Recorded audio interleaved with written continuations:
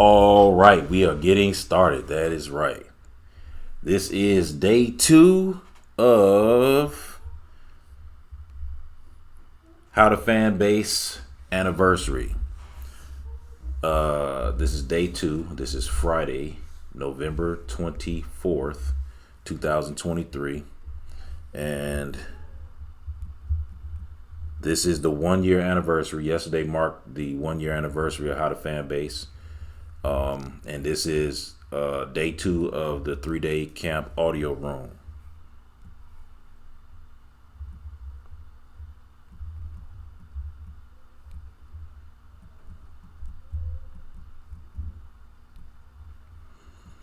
This title is going to be User Experience and Engagement. And the guest speaker for today is Toyera. That is right.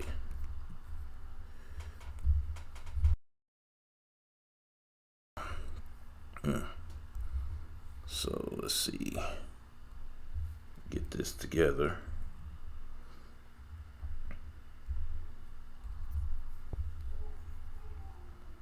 Okay. Make sure that put those tags in there. The interest is going to be Fanbase, social media, and of course, quite naturally, entrepreneurship. And there we have it right there. Okay, then make sure I move that away. I don't want to stop my recording. Okay, got that. Next is, let's see, let me look for Toyera. So I'm going to open the room like I did yesterday. I'm going to just let people come in. Now I'm going to voice why I'm doing it like that instead of just pinging a lot of people, right? Because I have promoted this event. There she is right there. I have promoted this event happening on Flicks, on my grid, and then of course, you know, people know about it via text and things like that. So with that being said, let me let her know that room is open.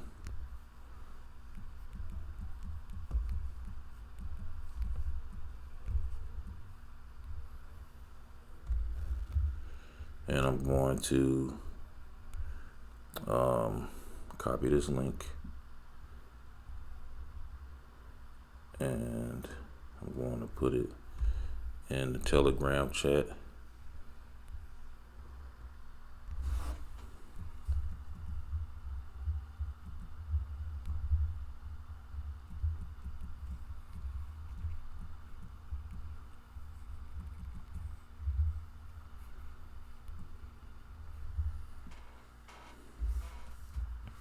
There it is right there.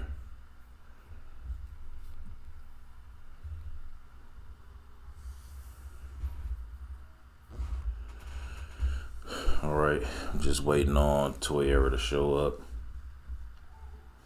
So today we're going to talk about user experience and user engagement, and why I have Toyera on.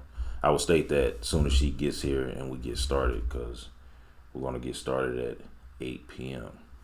That's right, 8 p.m. Yeah, 8 p.m. That is right, 8 p.m. Come on, camera. I need you to stay focused now. There you go. Get that focus together.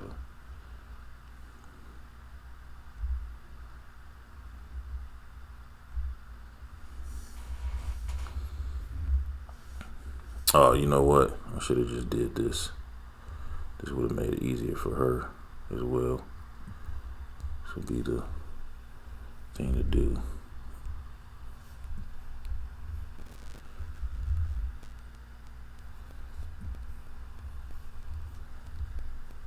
There we go. All right.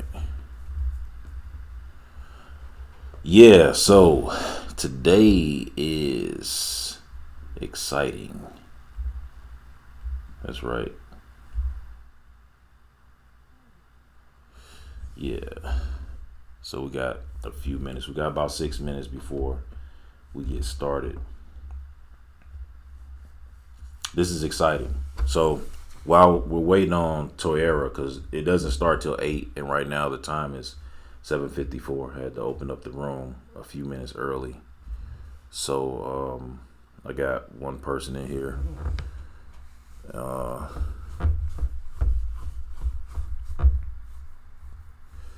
All right, so I'm off of mic, and I'm waiting on my guest speaker, which is going to be Toyera. And in the meantime, in between time, I'm also recording this. So this will be content that will be published on YouTube and also, of course, Fanbase Plus. So yeah, today we're going to talk about user experience and user engagement. And for those of you who are watching, because you heard me repeat this, right? I'm speaking to whoever's in the audience on Fanbase, and as you can see right here, right? You can see right here, this is the audio room for those of you who are being introduced to Fanbase for the first time.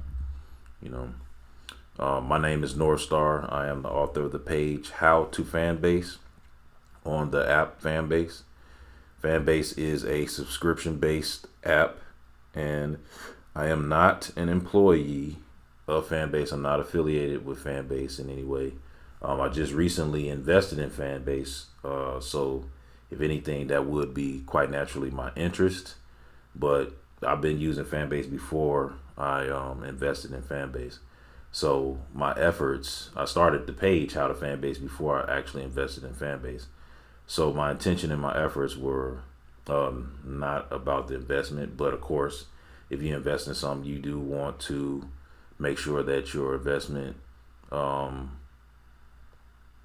does what it's supposed to do, right? Which is you want a return on it. I have a very small investment in Fanbase. As far as the venture is concerned, I don't have a lot of money invested in it because I think the minimum investment was like $244. After taxes and fees is like $256. So, I've only did a one-time investment, and that's really on the tail end of the raise that they have. So with that being said, this is the day 2 of the 3-day camp audio room. So tomorrow I will be having another room, and that's going to be a paid room tomorrow. So anybody who wants to come, that room, it'll be an exclusive room, but you'll have to pay to get in. So because tomorrow I'm going to actually be doing some exclusive content in that third room. So it's going to be special, as I talk about a lot of this stuff all the time. When we have the editing room open, I've been talking about it for nearly a year or so, or 9 months or whatever, because like for 3 months I was on the road with Zarian, who was one of the moderators in the editing room. And I was on the road with him for like 103 days. And we traveled to Georgia, Florida, Oklahoma. We went through a bunch of states in between going to these places. Went to California, Seattle, Washington. Let's see, we was in Nevada, Oregon. Man, we've been to Texas. We've been to New Mexico, Arizona, Louisiana, Mississippi, Alabama, Arkansas, of course, Indiana, Illinois, Tennessee. Let's see. And, we went to, was it Omaha? No, not Nebraska. It was Idaho.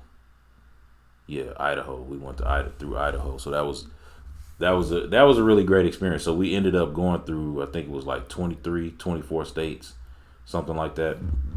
So I've been working with him, Zarian and Dr. Dixon, on this something called the Black Seminole Project, which is a twofold venture.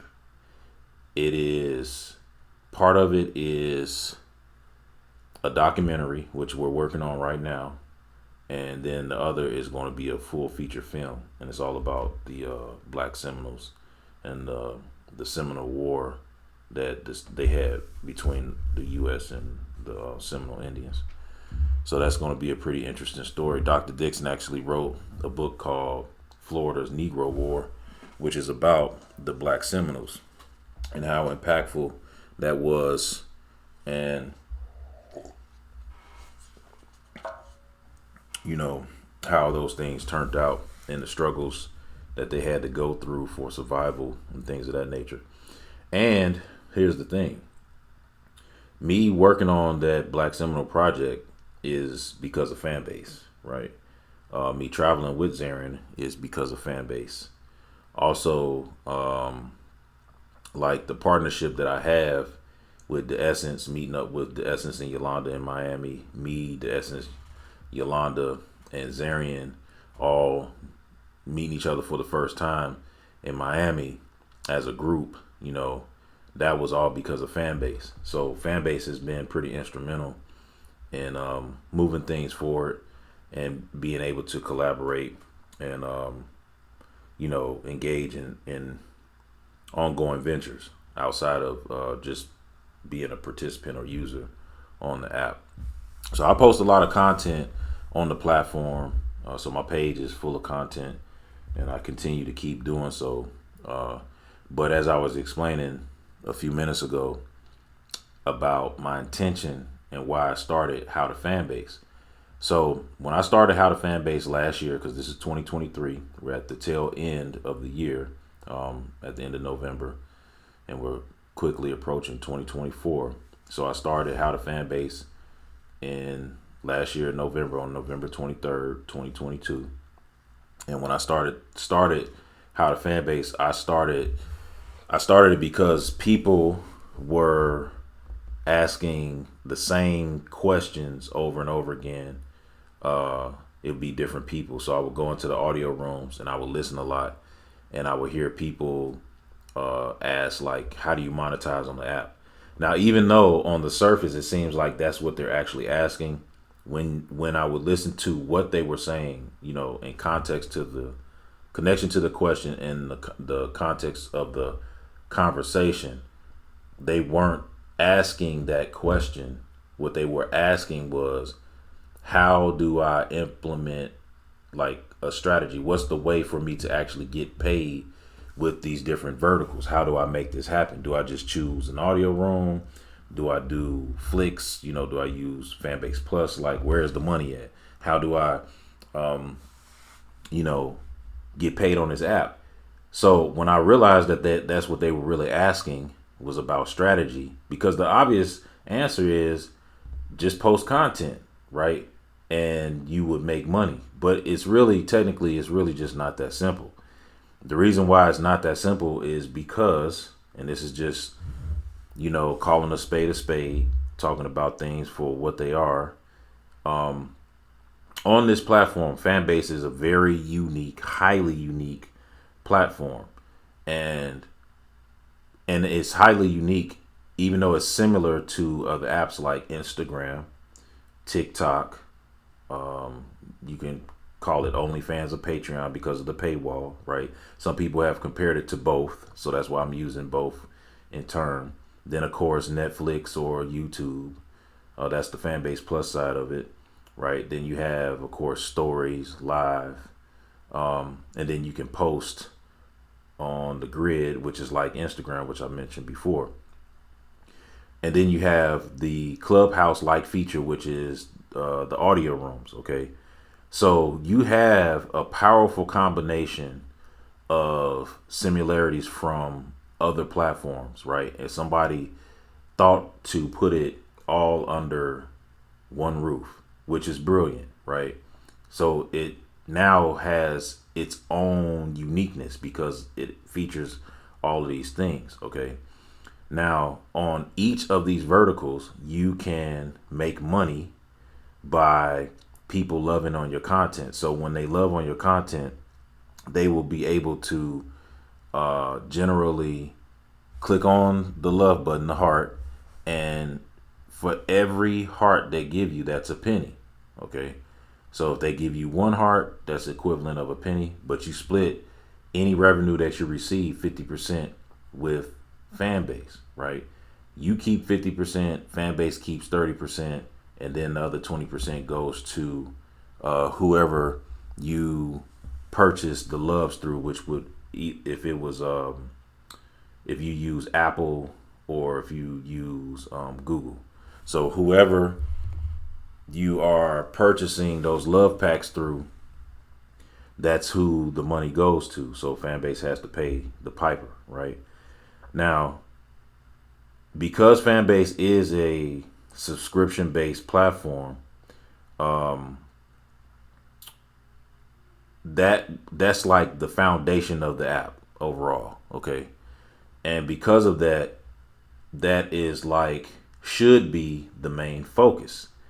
So anybody who was asking the question like, man, how do I get paid on this app? Like, how do I monetize? The obvious answer is get people to subscribe to you, get people to drop loves on your content. But when you look at it in its totality, right, you have 9 ways to monetize on this app. And how is that? Okay. There's only 6 verticals on the app. So you have Fanbase Plus, you have Flicks, you have the Grid, which is where you post, right? You have Live, you have Stories, and then you have exclusives. Audio, right? You have the audio. Now, with those 6 verticals right there, people can love on those that content on those verticals. So if you open up an audio room, people can drop loves on you. Like, you don't see a heart next to my How to Fanbase icon in this audio room, but anybody who is viewing it actually sees the love button up there. Okay, so when Toyera finally shows up, you'll see it on hers, and I'll drop some love on her. Now, that's one aspect. So that's 6 different. Oh, and I'm sorry.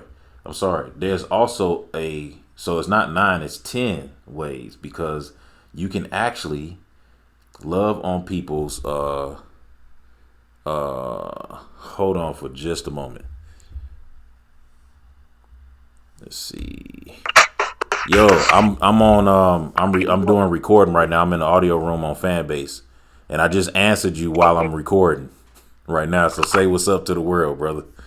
Yo, what's up, everybody, man? Everybody rock with my man, fuck with my man North Star, man. Yeah, this is my homie Sean G. Make sure you share that video, and subscribe to his YouTube channel, man. And it's a good brother right here, man. A good dude with a lot of information, man. So I hope all y'all follow. I just wanted to let you know, North Star, I shared your video, the 4-hour joint, on my community tab on my Oh wow, okay. On my YouTube. Oh wow, thanks, man. I appreciate that, brother. I really do, man. Thanks. You got how many people you got on it? In the audio room right now, only 2 or 3.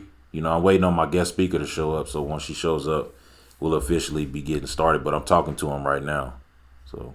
Okay. Y'all had some more questions on that song, man. Make sure you tell them about. Listen, man, y'all got to get the Live from a Smartphone album, man. Life is like a movie. And we in it. Yeah. We'll talk. We'll actually talk about that. Yeah. So let me get back to the audio room, and I'll chop it up with you later, brother. Okay. All right. Be easy. All right. I don't know if you all heard that or not, but my homie just called on a video chat. So as I'm recording, and I'm screen recording my on my device. So he's going to make an appearance in the video. That's pretty unique. I've talked to him earlier. So back to what I was saying. So I did skip that you can love on comments. Now get this, okay? You can't do this anywhere else, okay, on any other platform.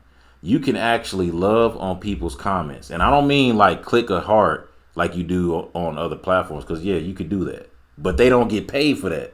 You actually receive money for your comments, right? So somebody could just spend time just commenting on content all across the platform and be just making money from commenting, right? Because people like your comments. And so, and that is from the brilliant mind of my partner, the Essence, in the editing room, because that idea came from him. And so they actually instituted that, implemented that, and that became a thing. So, and that's a good thing that Fanbase is at a place right now where you can be heard on different ideas, and then of course they'll bring what they can. I suppose if it fits within their wheelhouse, and if they feel like it's a pertinent thing for them to move on. So the loving on comments made sense for them because that's more revenue that the platform makes. Plus, a lot of people were in agreement with that. Like, yeah, I like that idea. So that was pretty cool. So I said 9 ways to monetize, but that being another one. So that's really 10 ways to monetize, right? But let's talk about the sake of this, like subscriptions and loves, and how these two together are an extreme powerhouse, right? So when people were asking about the monetization side of it, and when I heard them, I said, well, look, this is what I do for a living. Like every single day, I do digital marketing technology. I have a company called Friday Viral, and I've been doing it since like 2015. Okay.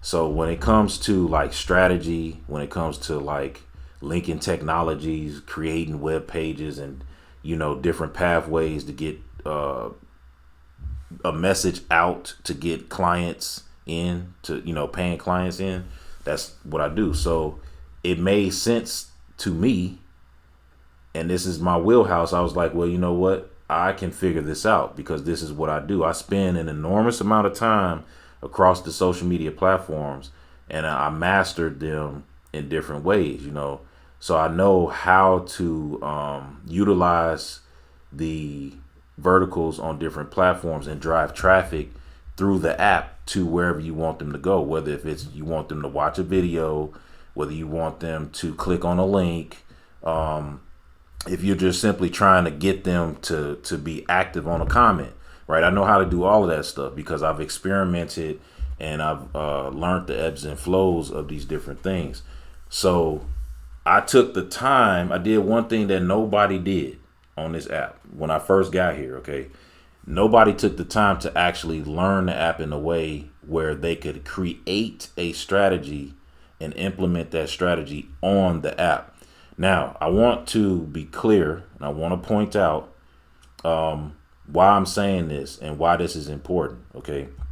And this is something that I've debated with people last year about when I first started How to Fanbase, because it was quite a number of people who tried to come for me and, call me out and, say, oh, I'm just new. I don't know what I'm talking about, and what I'm talking about ain't going to work. And I'm here a year later and growing strong, and I've shown my proof of concept that it works, right? And I knew that it would work because it wasn't guesswork. Like if you've been on any other platform, whether it's TikTok, YouTube, Instagram, Facebook, it doesn't really matter. Whatever platform that you've been on, right? And I've been on pretty much all of them, even ones that you've never heard of that exist right now today, that, I've been on most of these platforms. And for the ones that have, like, how can I put it? There are some that are very difficult to kind of get into because they have a specific type of culture, and it might be hard for you as a user to adopt that culture because how weird it's set up. Like Reddit is one of them, right? I don't like Reddit, even though Reddit is like what they call the backbone of the internet. I do understand Reddit. I've participated in Reddit, but I don't like the way Reddit is set up because it's too kind of like it's too tampered down, right? And for those people who are okay with that, it's cool. If you want to find out information, you want to know like what's happening in real time, go to Reddit and you can find out things because they got a lot of groups and stuff like that. But me personally, I do not like Reddit. That's why I don't use it. I don't even pay attention to Reddit because for what I do, nothing I did that I was doing would work well on Reddit because of the way Reddit is set up. Like you can actually, now I'm gonna tell you, this is something that I did learn about Reddit. Now I'm not knocking Reddit for being Reddit.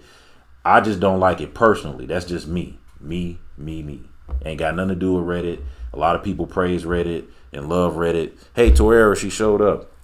A lot of people love Reddit and praise Reddit. But me personally, I'm not a Reddit fan. Okay. And that's nothing against Reddit. I just don't like the way it's set up. But Reddit, if you were like really adamant about trying to make something go viral, especially on YouTube, send it over to Reddit. But you'll have to work it. It's because you have to like get it to rank and get up votes and all that. And that's why I don't like all that, because it just takes too long and it's too much work involved, unnecessary work in my opinion. Okay, so that's that. But when it comes to verticals, pathways, when it comes to being able to drive traffic right where you want it to be and get that attention on all these other platforms, YouTube, TikTok, Instagram, Facebook, I know how to do that because I've implemented a lot of different things. I've helped people grow their accounts in different ways. And all the strategies that I've ever come up with, some have done very well, some have failed. So I knew all the ins and outs. So when it came to Fanbase, being on Fanbase, it was just a very unique, everything that I've already done everywhere else, I seen it right here. The only hang up that I had, just like everybody else, it was like, okay, how do you make this subscription and this love thing work? Now the subscription part, that's easy. I think because it's just a matter of just getting people to subscribe to you and you provide them value of whatever that value is, whether if you're doing movies, videos, comedy, it doesn't matter. Whatever that is that you provide, you can get people to subscribe like you do on any other platform. But when it came to the loves, now this is where it got tricky. When it came to the loves, that was the thing that I needed to figure out.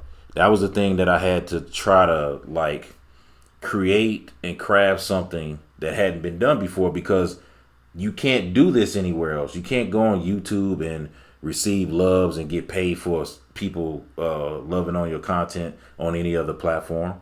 And that was what was like, the mind screw on Fanbase. But I figured it out because I took the time. And once I started realizing what you could do and how you could do things, I was like, it's just a matter of time that after I start putting this out there, and when the mass adoption starts coming, people will end up figuring it out in their own ways. So that's why I ended up starting How to Fanbase, because that was the one thing that people needed an answer for and needed some sort of guide. And so that's why I came up with it and started leaning into it pretty heavy. So we have Toyera here. So Ethan, you're going to have to wait because this is right now, this is more like a discussion. This is my guest speaker. In about an hour or so, we will have like a Q&A and discussion. So I'm about to get started because I was waiting on her to show up. And you can stick around. Hopefully you'll be here for that time. And then you can ask any questions you want and engage in the discussion after this. So Toyera, hello, how are you? Talk to us.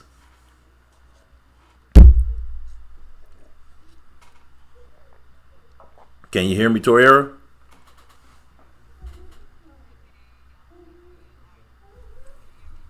Oh, wow. My volume was turned down. What'd you say? I'm sorry.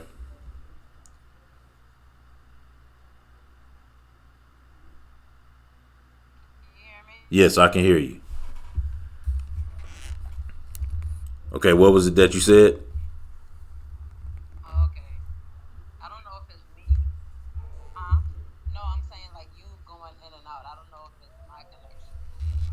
Oh, it's possible. Okay. You sound really low though. You sound like ghost out and come back in. Oh no. Stay there. Stay there. Just hold on for a second. Hold on. Okay.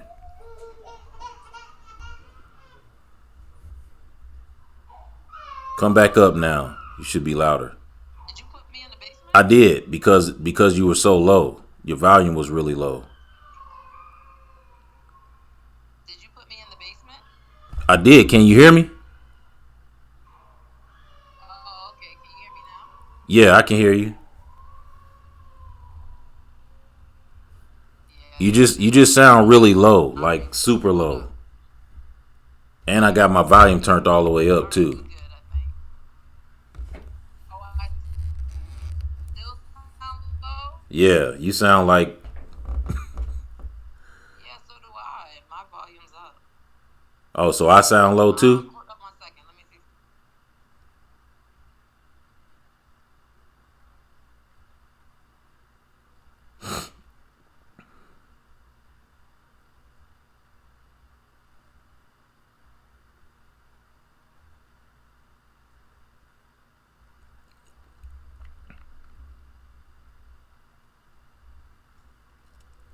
Okay, while she's trying to fix her sound, we'll be waiting for a moment.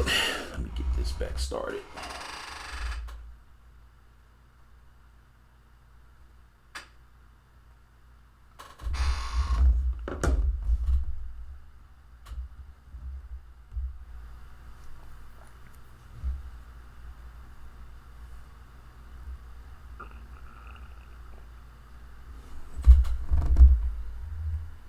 Hello? Mm-hmm. Can you hear me? Can you hear me? No, it's not. Yes, can you hear me?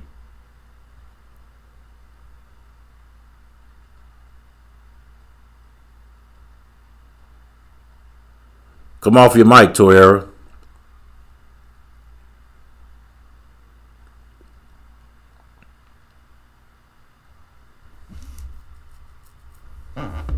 Having a bit of technical difficulty.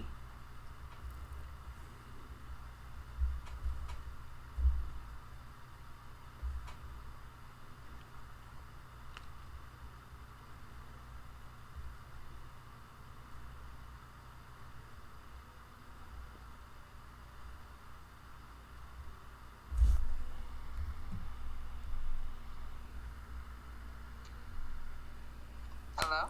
Yeah. Okay, I can hear you now. Okay, great. All right. So I'm gonna have to put this mic closer. I'm gonna have to put this mic closer. Oh, I still sound low? Yeah, but I think it was because of that video call I received. Let me do something real quick. I'm going to end this room and I'm gonna reopen it. Okay, it's gonna have the same exact title, so all of y'all come back. All right. Okay. Because I think that's what it is. I received a video call, and I think that's what messed it up. Why it sounds like this. So I'm gonna in the room and I'm gonna open it right back up. So stand by, everybody.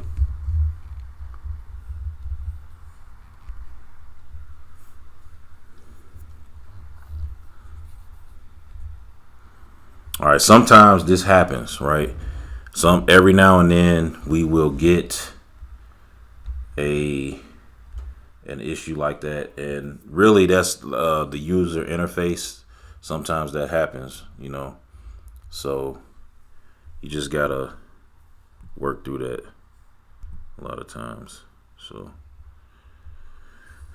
okay, user experience and engagement, yes, and the interest is gonna be as is. Here we go again. Had to restart that. But that's okay. Okay. Next. Let's get Toyera up in here.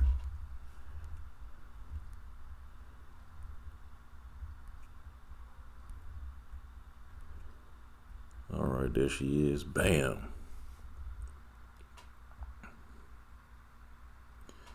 All right, we are back. We are back. Yeah, I'm gonna just take that off.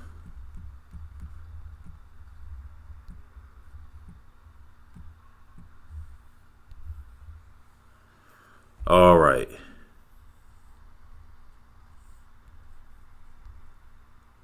Hopefully we sound good.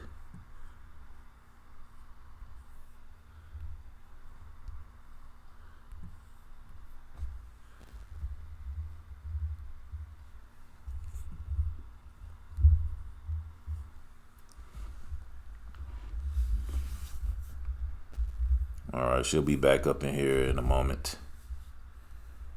Oh, there she is. What you sound like now, Toyera? Let's see. Yeah, now we back. I Now we are back. Yeah, that's what I'm talking about. Okay. Yeah. All right. Yeah, now I can put this mic back to its regular level. Yeah, because I'm recording this, so this will be on YouTube and Fanbase Plus. All right, Toyera. So, let's give it a couple of minutes, see if people come back up in here. Yeah. So, how you doing this evening? Okay. Can you hear me? I'm doing good. Yeah. I was excited about the Snoop room, so. Oh yeah, that was. Wait, can you hear me? Yes, I can. Yes, I can perfectly well. You can't hear me? Oh Lord. I can. Yes, I can. Yes, I can. Okay. Okay, maybe it's a delay or something. Yes, there may be a delay. That's okay. Got you. Okay, good.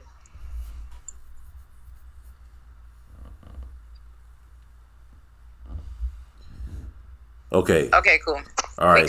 So now we're back. So we're just gonna jump into it. Okay.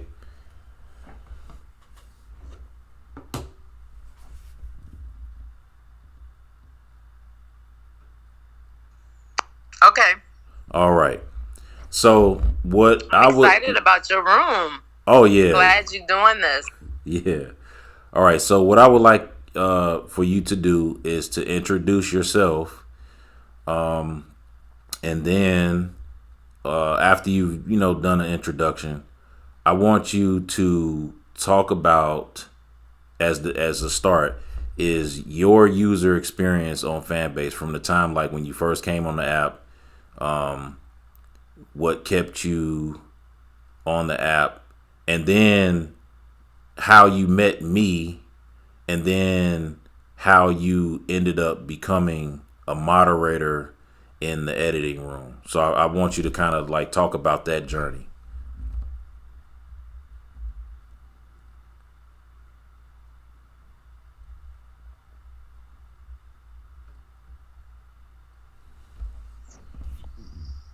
Okay. Well, so for those of you, hey Angela, I see you down there. I think she looks like the only person, Domino, that I really know that's in the room that I've met. But yeah, my name's Toyera. I actually have been on Fanbase for about a year now myself. More consistent in December, towards the middle of December. I was like really on the app like pretty much all the time after the middle part of December. But I did join. Cool that Snoop was on today because I don't know if y'all saw him in the room. He had a room for his 30th anniversary for his album, but he's the reason why. Well, he's part of the reason why I found out about Fanbase and joined. So I thought that was pretty cool. I saw a live video, a live that he did on Instagram with him and Isaac, and it was some other female that was with Isaac, and they were like promoting Fanbase and investing in the app. So that was like my first time finding out that you could actually invest in the app or whatever. So yeah, so I joined after watching Snoop's live with Isaac, and the rest is kind of like history as far as that goes. I wanted to find out more about investing in the app. I was excited that it was Black owned, and those that know me know I love supporting my people, I'm just a big supporter of all things Black when it's positive and, uplift anything that's going to like benefit our people. So I definitely appreciated what Isaac had going on with the app. So fast forward to after when I started being on the app like more often, I came across a room that Northstar was in, and it was your $7 entrepreneur, that profile, Northstar, I think. That was it. That was it. Oh, okay. Mm-hmm. Yeah, so I go in this room, and he was telling me that he was not me, but telling the room about him starting his the How to Fanbase audio room to teach people about the app and stuff like that or whatever. So I thought that was pretty cool. And then I was like gone from the app for a couple of weeks, but I always joke about this, that I kept getting like these alerts from his $7 entrepreneur from Northstar. Like everything he was posting, he was like tagging me in it or whatever. And I didn't know anybody on this app or whatever. So when I started coming back on the app, I stumbled into the room. I saw his name. And y'all know that, like, you would join a room. Sometimes you see who's in the room, the person or whatever. And I went in the room, and it was a room with him and The Essence. And they were talking about doing a challenge, a Why We Love Fanbase challenge. And, I was excited about that. I wanted to support these, I'm about to say young brothers. They're not that young. They're not too much, younger than me, but I wanted to support. I wanted to support them. They doing something positive with the app and stuff like that. So, and it was like due the next day to make a video. And I'm not one to, be editing, or like I don't like being on camera a lot like that, like stuff like that or whatever. I'm good like behind the scenes and whatever. But I wanted to do it just to, I thought it was cool that they came up with that idea to promote the app, to try to get more people, on the app and stuff like that or whatever. So, which that became the first of many challenges, from the editing room, which was created by The Essence and Northstar. And yeah, just the fact that they come up with these ideas to help the app and stuff like that, I just thought was pretty dope. And I was excited to be a part of that journey. So, I'm like, okay, I'm gonna do this. I'm gonna step outside of my own, come on, and they started talking about the edit, doing the editing room camp, and helping people learn how to edit. So Northstar and The Essence, as well as a few others that really answered a lot of my questions, gave just pointers on editing, and just being able to like do it yourself as opposed to like paying somebody else to do it. You really can, if you have that creative edge, and even if you don't, you can become creative while doing it. So it was just a pretty cool little journey. But early on, you could just tell like Northstar, like he's just being so well versed in so many different areas. You know what I'm saying? Like it just was. It was. I don't know. It's like, I mean, I've told him before, like straight up. What did I tell you, Northstar? Like you're all knowing. Or yeah, you told me that before. Yeah, that was the biggest. That's like, the biggest compliment I think I've ever received. All knowing. I'm like, wow. Oh my god. Yeah, that was serious. So well, like, cause he knows a lot about a lot of things. You know what I'm saying? Like, he dips and dabbles in like just all kind of stuff. You know what I mean? And people like that, I love it. Like people that they really like things that they're into, and I'm like that too with certain things that I'm into. But I'm not into like everything. You know what I mean? But it's like he really does do his due diligence. I'll say that when it come down to stuff. So we would just be in the room and just to listen to him, like how he would, help people that pop in the room about their YouTube and how to set up their page, and, just talking about the app or whatever. He really goes like in depth with the information and stuff like that or whatever. So, and that actually helped me learn more about the app, outside of my own just exploring, because I will do research, but some things is like we already knew we didn't have to because we had North Star. Like, North Star was gonna, dig deep into the all the different little nuances involving the app. And yeah, we would just wait for him to come back or send us screenshots of what else he done found. And so it was just that's just cool. So I offered being in the editing room. It was a place that like I felt like I fit right in with that group.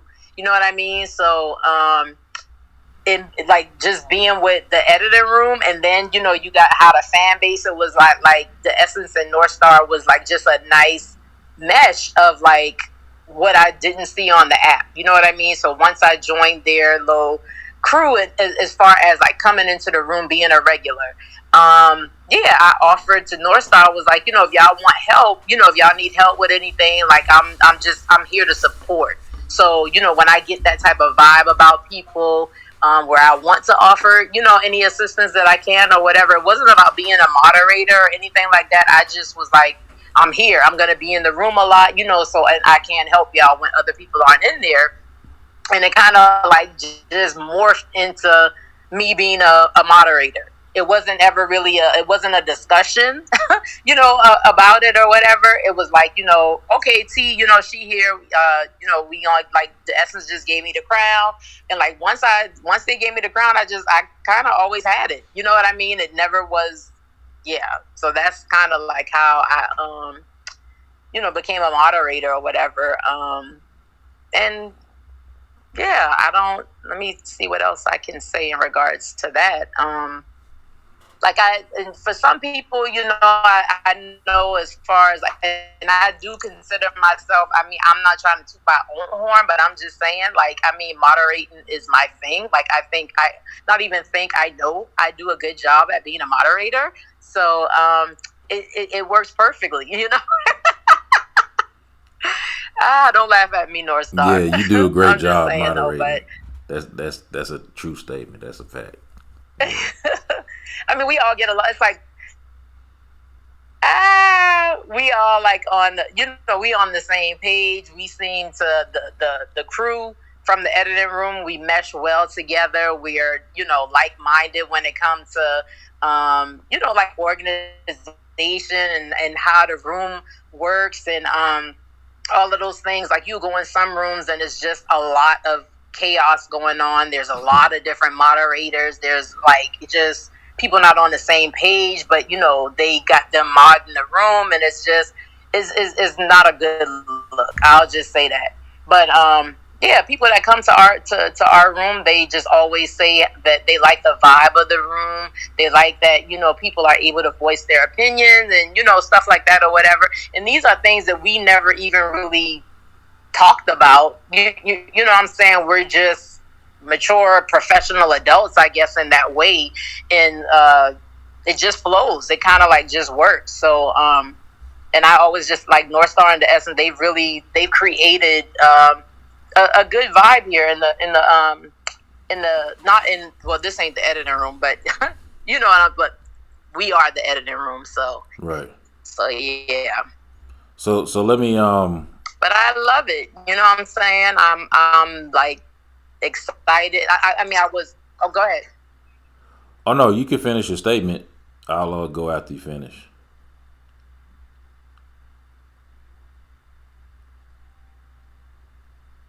Oh, it was a pause. I'm sorry. It was a shoot. I forgot what I was getting ready to say now. Okay. Because I was like trying to get you back. I couldn't hear anything. But go ahead. Okay. It'll come back to me. Yeah. So look, the title here is user experience and engagement, and I titled this room specifically tailored to you, right? Because when you and I met, of course, it was in a How to Fanbase camp room, and you came. I think you came a couple of times. As a matter of fact, I was actually playing. There's a video that I have. It's like a 4-hour recording where you're on there and you had spoke, and every time I see that, I always giggle because when you talk about how I would ping you and how you ended up in the in the editing room and getting involved with the challenge, right? But the reason why when I titled this user experience and engagement, because you you don't consider yourself a content creator, right? You consider yourself more on the user end, and then of course with the engagement, you engage with other people's content. But Right. because you are a moderator in the editing room and you have participated in the challenges that we've had, and of course, like with the creators economy and to talk about all of that, I want to I want to I want to you to like talk about that from your perspective of being on Fanbase, how you view Fanbase as an app. What do you think about Fanbase as a user, and like what do you see happening for Fanbase as a platform? Wow, that's a lot. uh, no,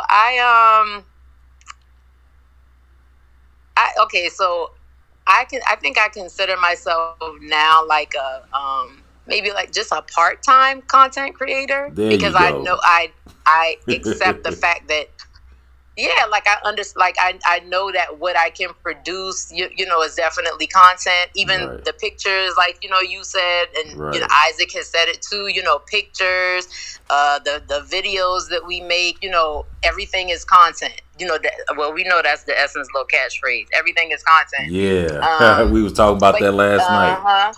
uh-huh, right. And so, like I say, listening to you guys and understanding that, because it's not like I definitely like I don't see myself as like an influencer in that way, as far as like producing stuff for like to be that type of an influence. You know what I mean? Like for engagement, or like to gain followers and stuff like that. It's like I do things, just randomly, or for my family, or because I want to post something, for my friends or whatever. And sometimes it is for some type of influence, but I just never really, like, I guess I'm looking at it a little bit more different being on Fanbase. Even though I would post, here and there on like Instagram and Facebook or whatever, but it's not like a job, like something that I viewed I had to do like all the time. But I get that, that really, it doesn't matter like when you post, or, what your reason is for posting or making content.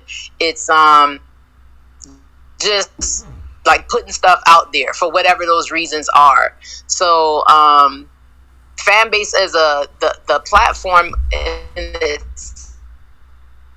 itself, I think, is just all the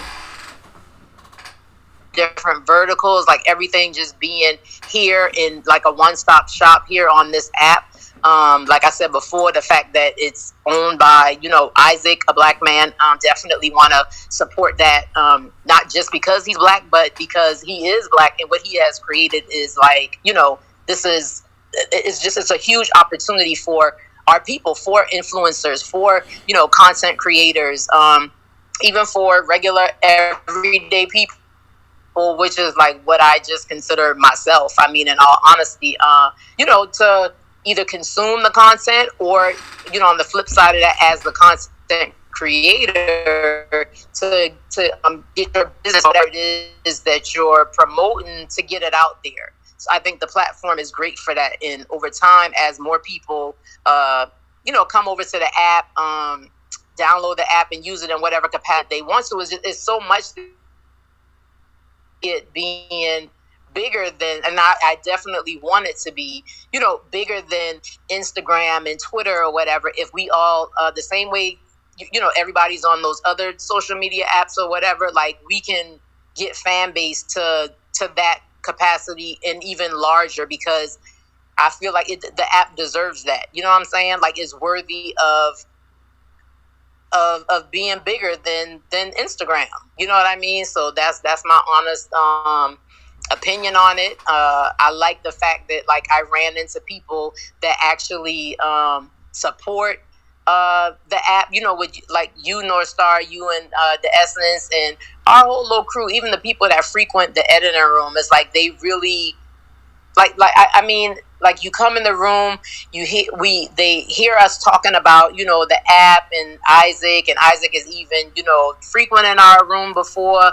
And I mean, it's a good vibe. It's people that like want to see our people win, you know what I mean? And it shows in more ways than one. So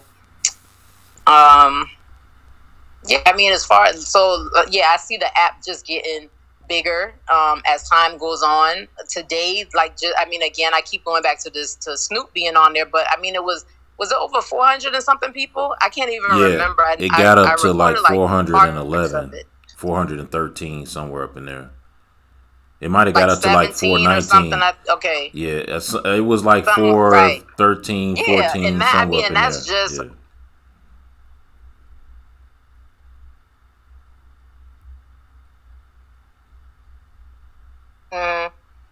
And that's just, you know, I mean, of course we had a room big, like when the people from Clubhouse, when they initially came, but I mean, like I see that happening even more frequently as, and not just because of the celebrities. I think if we had like the Instagram following, not Instagram following, but like all those people, those millions of people that were on Instagram, like if they were on Fanbase, like that's what it would.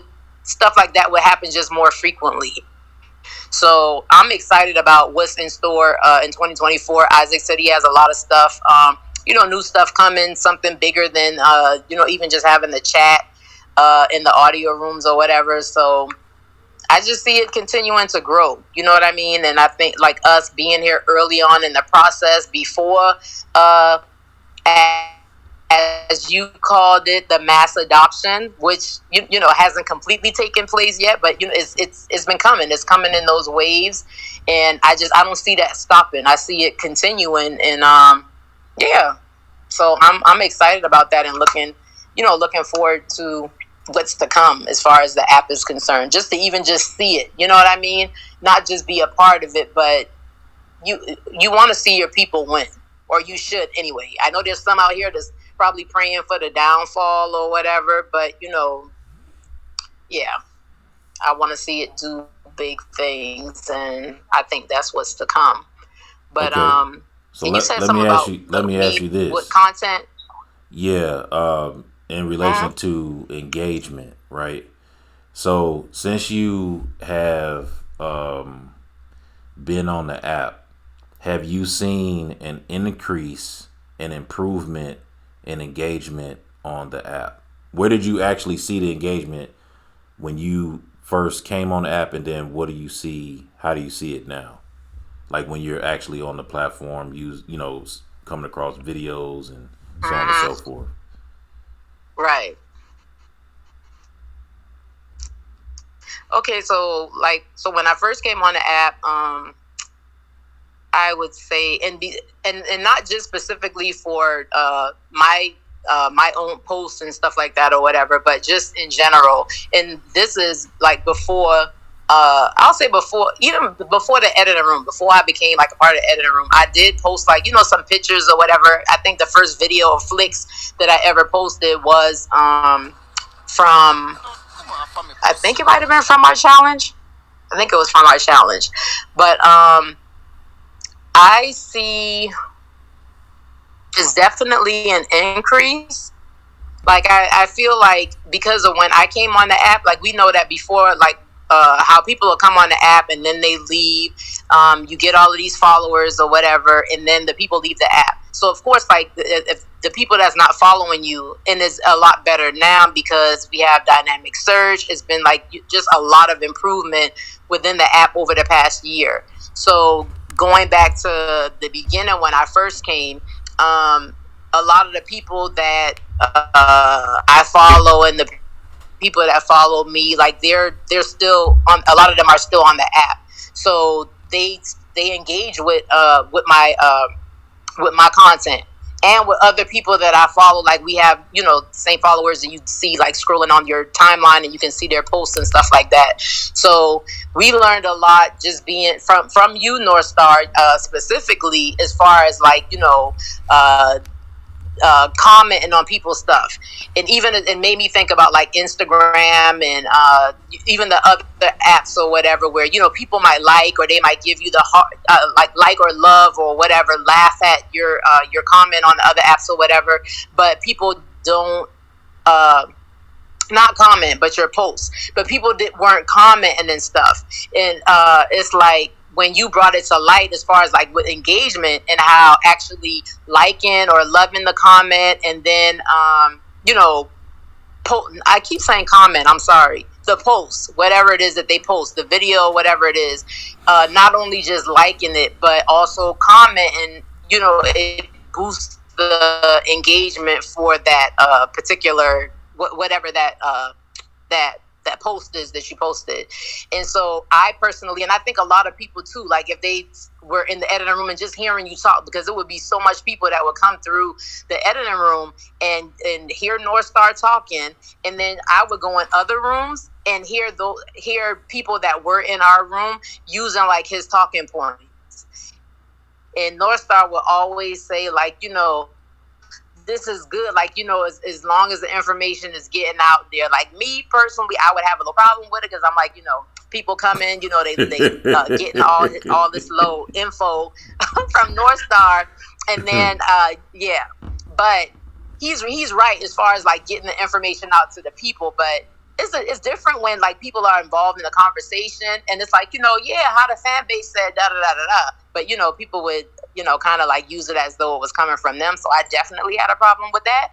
But again, it just goes to show that like people are listening when this man talks. You know what I mean? Like it don't take, and of course you got the naysayers out there, people that really don't know what they talking about, and they don't want to hear somebody else, especially if you're newer, coming and saying, have you tried this? Have you tried that? It's like, he's just trying to give you different ways to help boost your engagement. So, but a lot of us took heed to what he was saying, and people would come back to our room and say like I'll say, Lentz, Joyce, multiple people, would come back and say like, they, took the advice that he gave, they implemented, the difference, that myself included, as far as like going on other, just comment more, showing more love. Like, I mean, North Star, I used to have to tell him like, you giving out too much love, North Star. I get that you had a fan base and, you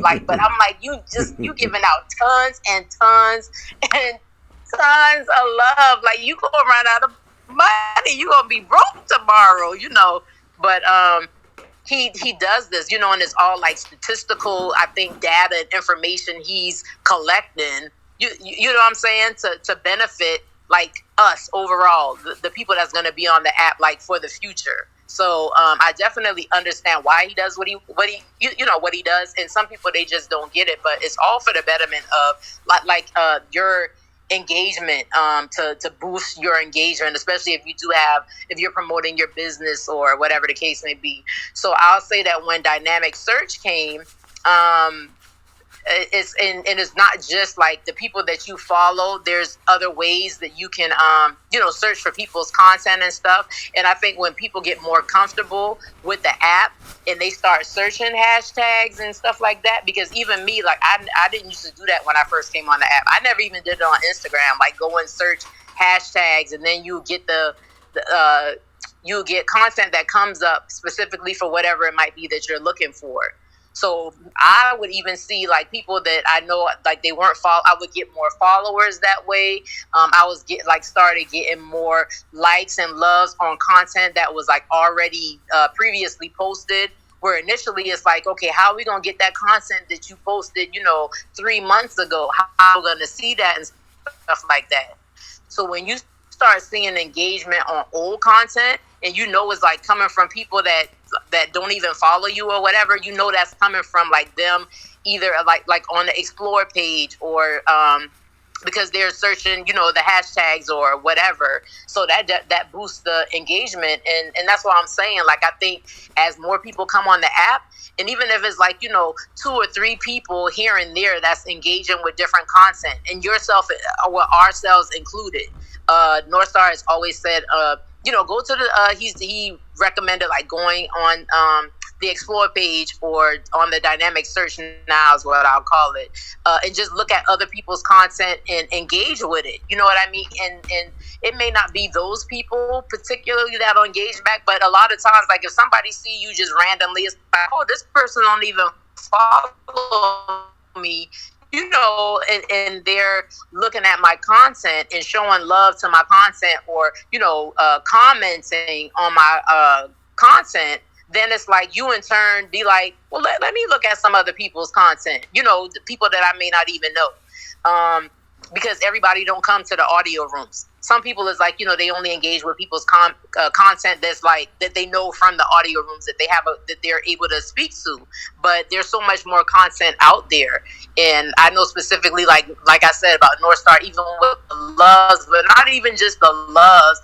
He he goes and looks at content. He would come back to the room. He would send us content and be like, y'all, let's go and comment on, this person's post, and, try to get them to come to the audio room or whatever. And I see it as like just different tactics, different ways to for engagement. So it's definitely increased since like a year ago, I'll say, like when I first got on the app. And I see it just still now, I randomly get, like in the morning time, I'll wake up and I'll be done had, people liking content that's like from like 4 or 5 months ago. So I think that's cool. And I think that's part of like Isaac's vision, is how they're still figuring out dynamic search, but you would have to think that that's only going to continue to excel. So let me ask you, do you know what I mean? Do you in your observance, right, and participating from what we did as a group, do you, and I have to ask this question in relation to how to fan base, that's what this is all about. So do you think that, or can you say honestly, like, and I know you will be honest about it, but do you think that the efforts that we put forth as a group, and from the things that I've said and pointed out, and me encouraging people to do the different things that you just mentioned about engagement with the loving, commenting, so on and so forth, do you think that actually contributed and helped increase the engagement on the platform?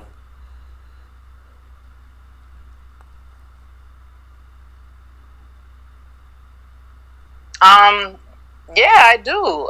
For the people that know about it, you know what I mean? Like, people don't know what they don't know. They just do whatever, because there's still a lot of.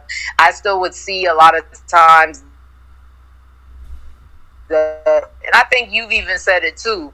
There's people who, like, you comment on their stuff like just off of the explore page, and they may not respond. Like, now you can love comments and stuff. You can love on the comments that people comment on your post. But even before that, like if I leave a comment under your post, and you don't like we don't know each other. Some people, they just don't, like, they're just still used to doing it the way that they were doing it before. You know what I mean? They don't. It's almost like they're not paying attention to the fact of, like, well, this person took the time to comment on my post, I should respond to them if it warrants a response. Sometimes people just do like little emojis or stuff like that or whatever. But you like, yeah, I think that people that have been exposed from the audio room or either the fan base, because we know that just by virtue of your name, you know what I mean, out of fan base, people are they're gonna follow you. They're gonna look at your page and see, because it's like, oh, he talking about how to fan base. You know what I'm saying? Like, he got the answers to how to maneuver around this app. So if they've been exposed to you through the audio rooms or whatever, like, I know firsthand, because people, they've come back through our room saying, you know, what you said, like, definitely worked. Like, they're grateful and thankful for you and all the time that you took to, you know what I'm saying? So, like, the time that you took, like to help people set up their page, or when you get into the app culture and the app economy and all of that stuff or whatever. I mean, to be honest, like we saw Fanbase, the actual Fanbase app, come out with I don't know if they use the same terminology or whatever. You know, they might change it up or whatever, but some videos and stuff that are kind of like in line to what you were doing. So that says a lot within itself. You know what I mean? So definitely, I think that people started engaging more. They started showing more love, because we talked about it so much within the room. You know what I'm saying? And when I say we, obviously led by you. So if y'all haven't seen his flicks and stuff, there's a lot out there explaining about you know, how the app like just participating in the app economy, in the love system. And it's not just like, well, I'm gonna give love because I want somebody to give me love back. You know what I mean? Like, that's just how that's how it should flow. But you may not necessarily get love from the people that give it to you. It may be other people, you know, that you're commenting on and stuff like that or whatever. That's why I say once you start, you know, it's gonna come back around. So I see the benefit. I see the benefit in it. You know what I'm saying? So yeah. Mm-hmm. So what do you think about in your time being on Fanbase and being a moderator in the editing room? What type of changes have you seen within the dynamics of user engagement?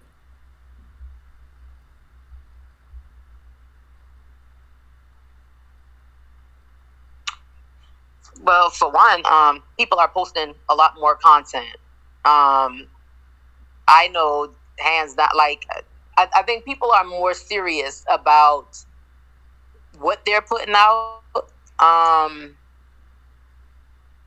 Another thing is just learning how are you referring to like the editing room part or the how to Fanbase part? Because well, everything that I'm asking is in relation to how to Fanbase, but I'm saying it doesn't matter what you talk about or how you answer. Just, you know, just give it from your particular observance and perspective.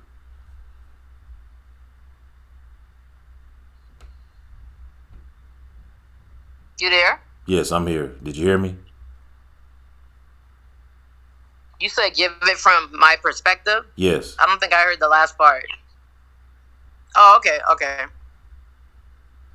But it's just how, I mean, because I have to associate how to Fanbase with like the editing room, because that's where we always so it kind of like coincides. You're dual hatted North Star. Like, you know, it's not even dual, multi. You're a multifaceted individual. So yeah. But what I was gonna say was, and I see Joyce down there too. Joyce, just as an example, she definitely has mentioned as far as like just her. And not just her. This, like, I'm using her as an example, but you know, there's multiple people, like I said, have come through, you know, our space, and because of the information that they've gotten from North Star, be it just like listening in the room or actually coming up on stage and asking them direct questions in regards to, again, like I said, like their how to set up their page. You know, the, what do you call it? The bio, even down to like the bio.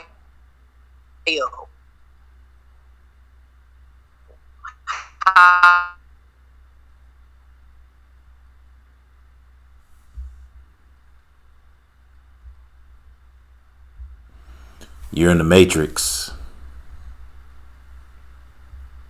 That's what we call it for those of you who are watching on YouTube.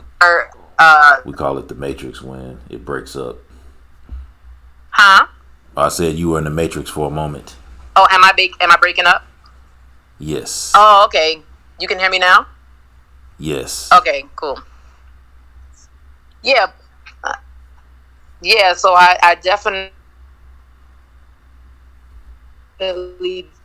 think that I'm just speaking in general terms of like what I've heard the people, like I said, that come on stage and have thanked you and been appreciative of you helping build their not their engagement, but their well, yeah, I think building their engagement, even as far as even with YouTube. I mean, I don't want to take it away from bikers and stuff like that, which that is engagement. You know what I mean? So I guess it all just works. It goes hand in hand. But I don't know how else to say it other like as far as just you give like very valuable information to the point where I would feel like you know it should be like exclusive. You know what I mean? And we've talked about it in the room, but I mean, if y'all Yeah. know North Star is like, or go on his page, he got all of this stuff that like already said. He's like, there's his what did you call it? You like is it your phases? Like phase, this is Yeah. phase one. Yeah. And he was like, I'm gonna be moving into phase two. Like he's so particular about, and that's because of the research. Huh? Yes, that's correct. What What'd you you're say? saying. Yeah. Oh, your phases, right. Mm-hmm. So he got it like, broken down to a T or whatever. But, we would be in the room like, nah, North Star, they coming in here getting this information and stuff. It need to be exclusive. Yeah. Yeah, so this is phase two that we're in, that I'm in now. But no, I think that I mean, there's no way that it won't help the app. You know what I mean? Like as far, you think I don't know? Oh, I know. I That's why I said I'm excited for you. Definitely, you done move to the next phase. Mm-hmm. But no, you've been valuable to the app. You know what I mean? The information that you like, seriously, all jokes aside, in regards to exclusive or not, it's like you do it. And it has to come from like a good place, because you don't have to do this. You can have your own, like your $7 entrepreneur business, like just, and it don't have to be on this specific platform or whatever. I don't think there's no how to Instagram. You know what I mean? You're not how to Instagram on IG. You're how to Fanbase. I think that's the first time you ever came up with a name like that, and there's a reason behind that. You know what I mean? Whatever that's for you to speak on, but yeah. So it suits you. You know Mm-hmm. what I mean? So obviously there's ways that it couldn't have benefited the app, but like you're how to fan base for a reason, and you be how to fan basing. Okay, that's all I'll say. I appreciate that. Thank you. I do. Yeah. So here's one last thing I want to get into, and then we'll start letting people up on stage so we can engage in the Q&A and the discussion. So okay, let's talk about now. This has to do with the actual both. It's a twofold thing with the user experience and engagement, but in relation to when we were doing the challenges, right? Now you've already spoken about me, how the fan base giving examples or value to people and showing them and telling them different things that they can do, and them coming back with the results that I said that they would see. But in the editing room, when we were doing the challenges and the results that we got from that, talk about the how-to, like how the fan base applied to that, and how we, as a group, end up making those challenges successful.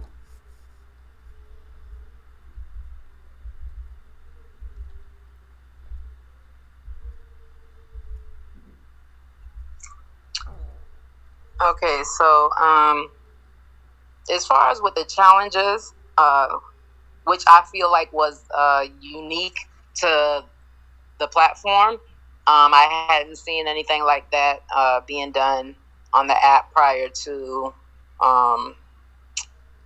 like coming into the editing room or whatever. I was excited about that, and the fact that it was monthly, but you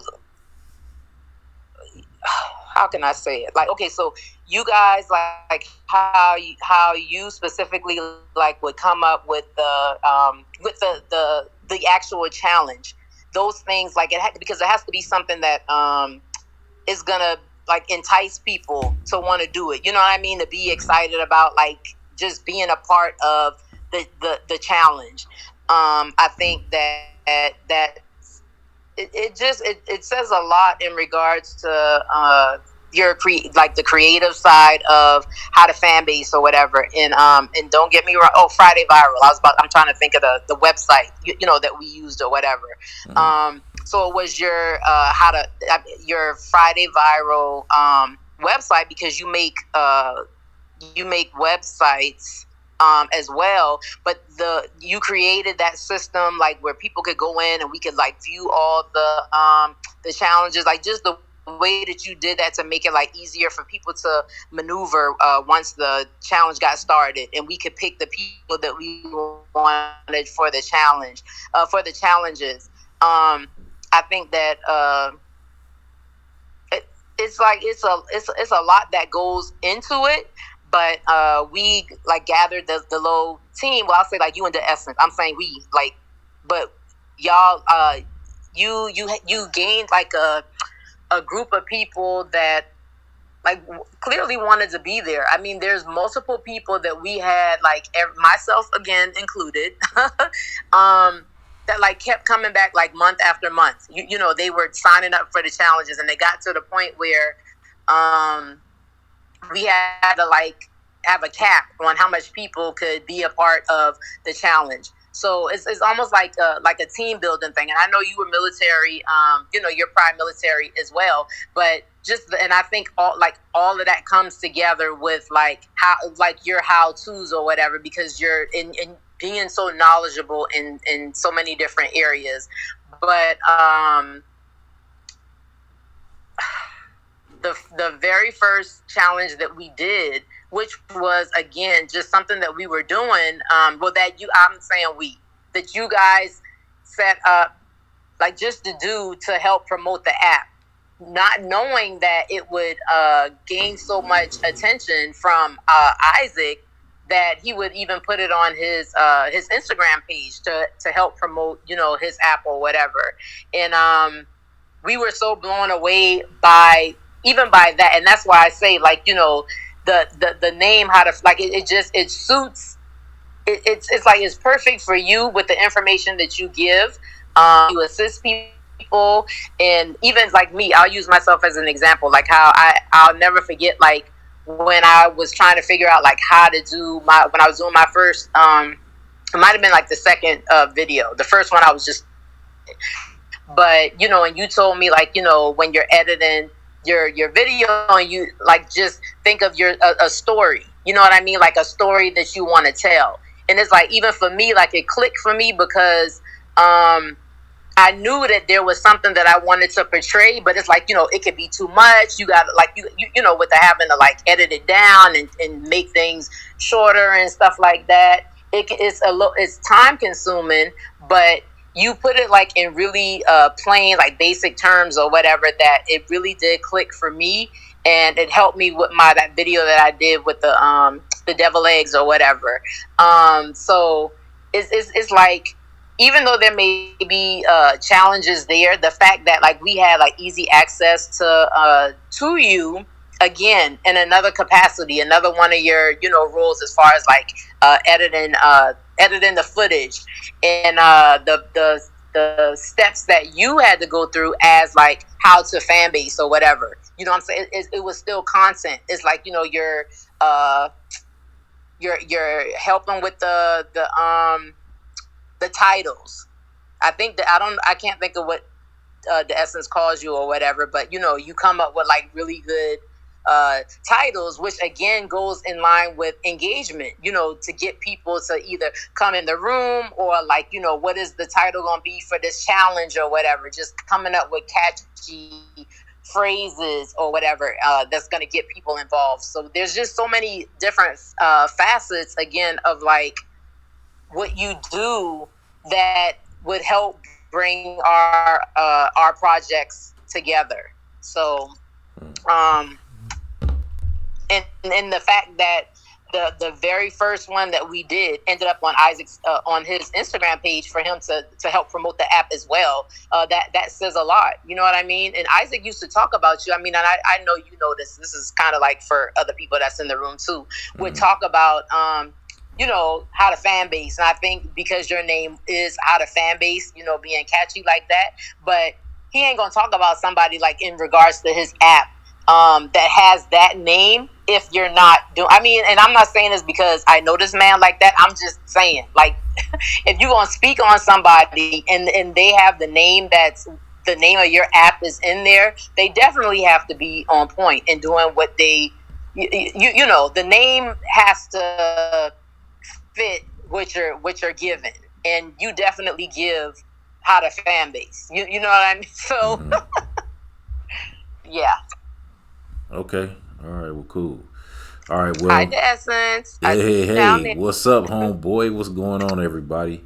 So now we're gonna move into the Q&A and the discussion. So I'm gonna invite everyone up to stage, just because it's not that many people. If it was a lot more people, I'd be like, y'all raise your hands. But did I answer you? Did I answer your last question? Yes, you did. Because see, it's all about. Did I answer your last question though? You did, yes. Okay, I felt like I started rambling a little. You know what? Since Joyce is up here, I got a question for you, Joyce. I want you to share like your thoughts and observance since you encountered how to Fanbase and engaging with the editing room. Like, what have you seen? What has been your experience, and in this year's time since everything started?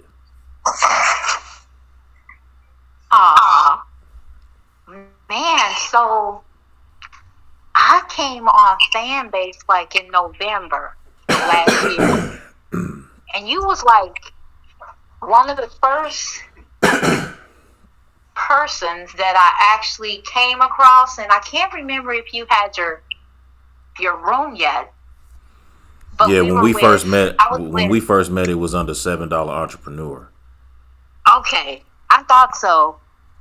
And Empowered actually kind of directed me towards you. So I just was amazed at how you just came on and you was like really trying to understand the app at that time. You were like doing all of these little projects, spending time on the Explore page, and I was just impressed that you were so like into Fanbase. And I was like, why is he so impressed? And then after I started seeing like what you were doing, you actually was studying the app to figure out, because there was no algorithm, so all we had was like the Explore page at the time, but you was studying it, and I was like, okay, let me keep following him, let me keep checking him out to see where he's going. And then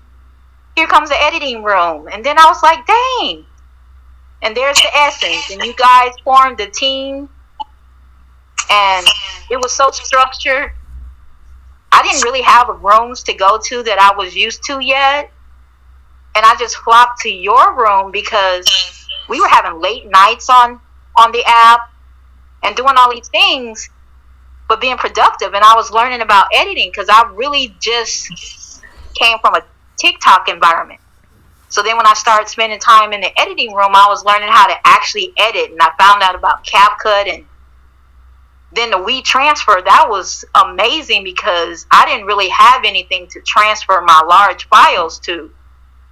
So I just picked up so many nuggets just by coming in the room. And then I start saying, why is he giving all this information for free?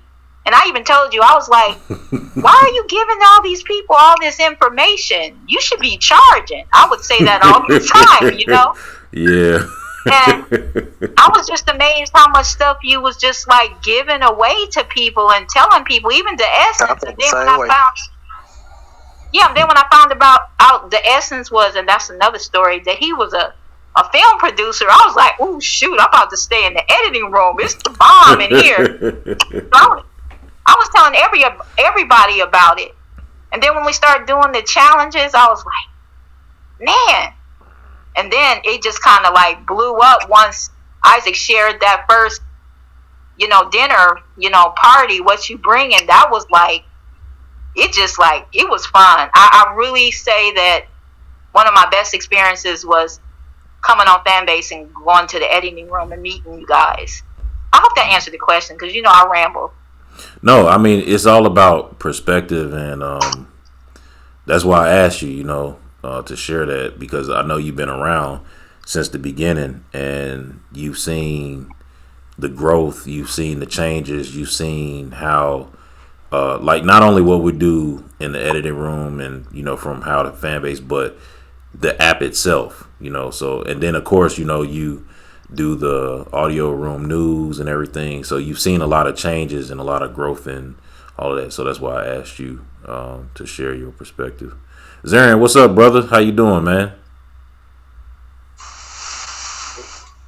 I don't know if you can answer or not, Z. He may not.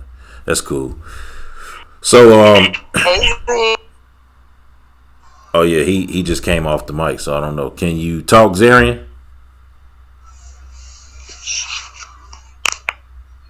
Oh, maybe not. Okay. No, I'm here, but I can't.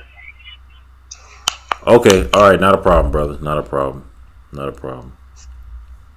Yeah, so Jam or IFX Media, do you all have anything that you would like to share, talk about?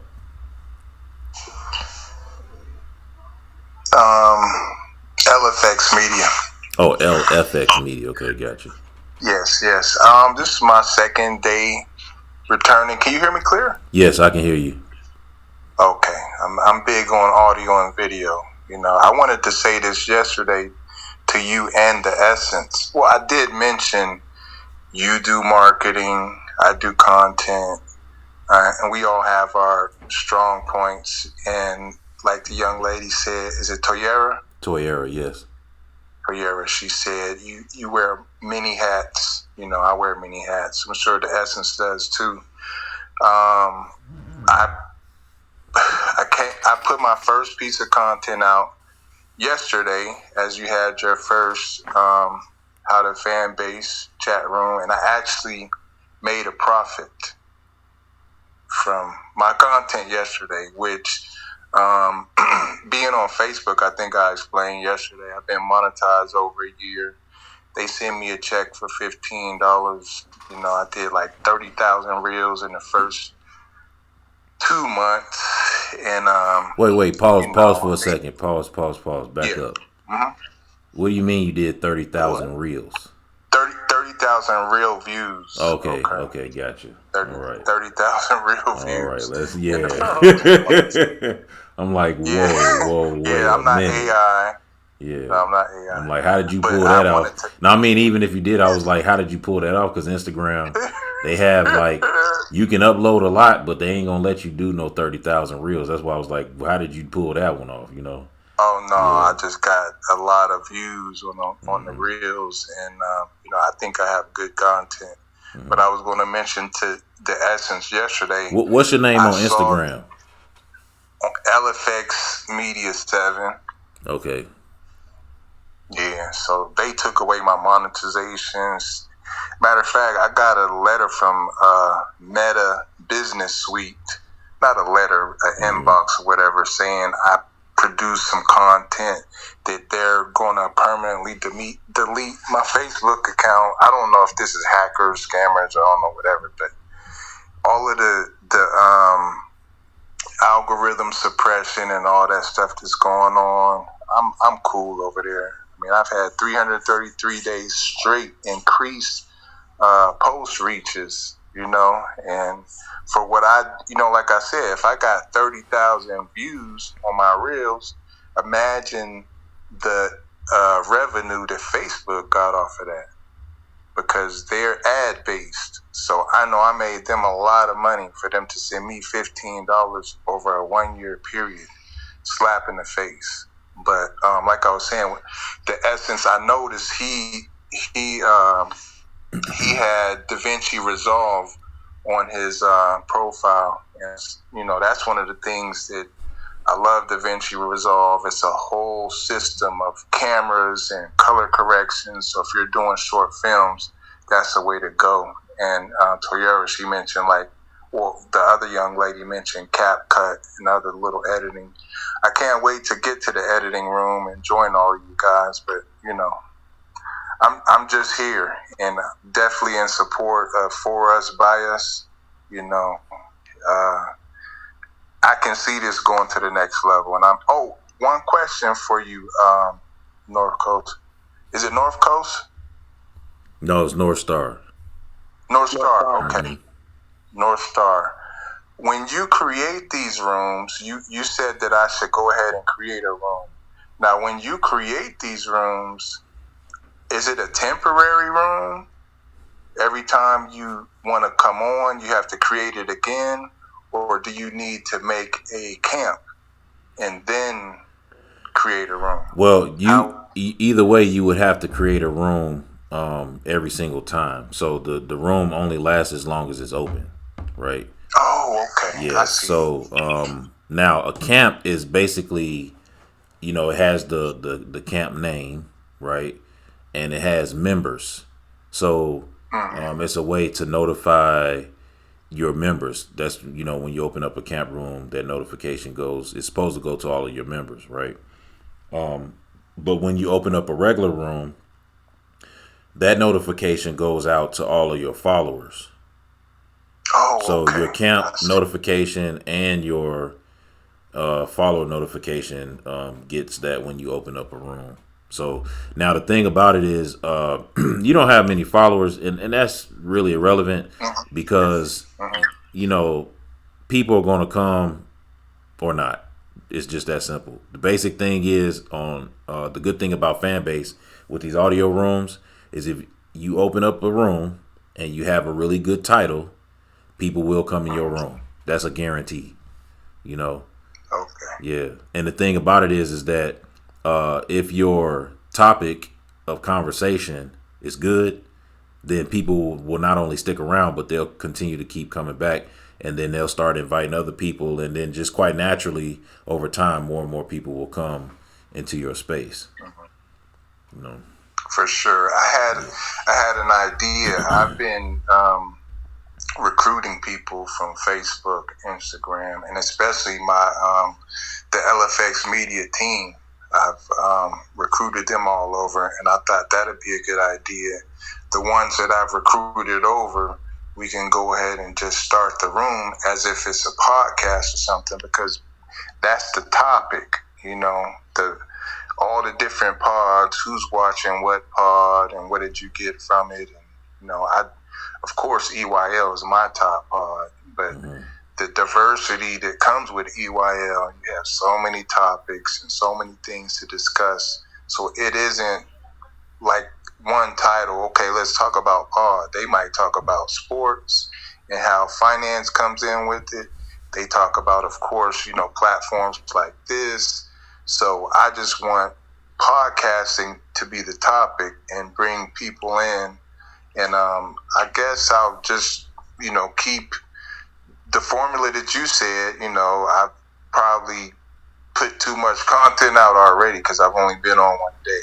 But I'm going to let it marinate and see if I can, whoever's in here in the room now and under my listening voice, I invite you guys to follow me. I follow back. And I'm definitely down with building this and surpassing Instagram and everything, TikTok, whatever else is out there. You know, it's time for us content creators to be appreciated, and it's time for us Black folks to have something that is in the Fortune 500, and I see it headed in that direction. Okay. Well, I'm gonna tell you this, man. Those who take this advice, you know, will potentially end up thriving on the platform because you know you say that you the content king, right? So that means that you got to show up. That means that you know, and I'm not telling you what you already know. I'm saying this in relation to this specific platform because this is important. Okay, there's a few things that you need to do. Don't just post content. You got to post content. Go through the other verticals. You know, like check out Flicks. You know, love on people's content on Flicks. Comment on their stuff. If you find some Fanbase Plus videos to watch and engage with, and whatever you find that you like, love on it. You know, and comment on it. Now, and also do the same thing with comments. Like you love on people's comments. Now, why I'm saying this is because this is important. In the audio rooms, you know, people love to participate in audio rooms, and they generally will like, you know, show love. Like the audio room is one of the guaranteed places that you're going to receive a love or two or 20 or 100 or 500 or 1,000. You know what I mean? It just really depends on who, when, where, and all of that. Okay. But these other verticals, now, even though the audio room, now I'm going to tell you like in this order. Okay. The audio room is the number one place to grow your following exponentially, right? But there's a problem with that exponential growth. It's inflated. And when I say it's inflated, is because the people who follow you in the audio room generally may or may not engage with your content. Okay? If you want guaranteed growth and guaranteed engagement, post on Flicks, engage on Flicks. Even though you can outpace growth in the audio room versus Flicks, the audio room growth is more like a follow for follow. And you know, if you got any experience with dealing with social media, trying to grow an audience, follow for follow does not work well because it's not sticky. Okay. When someone follows you because they like your content, right? If they genuinely like what you're putting forth, whether it's in the audio room or on Flicks or whatever, especially Flicks. The reason why I keep saying Flicks is because that's the one place where the person who's checking out your content, they're not talking to you, they're watching you, or they're watching whatever it is that you produced, whether it's an animation, a movie, whatever, right? Skit, whatever that is, and they're taking their time to enjoy, you know, show their appreciation, whether it's, you know, a like, a love, or whatever. Okay. In the audio room, people, you know, they will love on you because they like what you say. You know, they'll love on you just because you're around, and then they'll follow you with the expectation of getting a follow back. Right. I'm not with the follow for follow. I never have been. I tried it years ago and I seen how much of a fluff that was, and I've never done it since.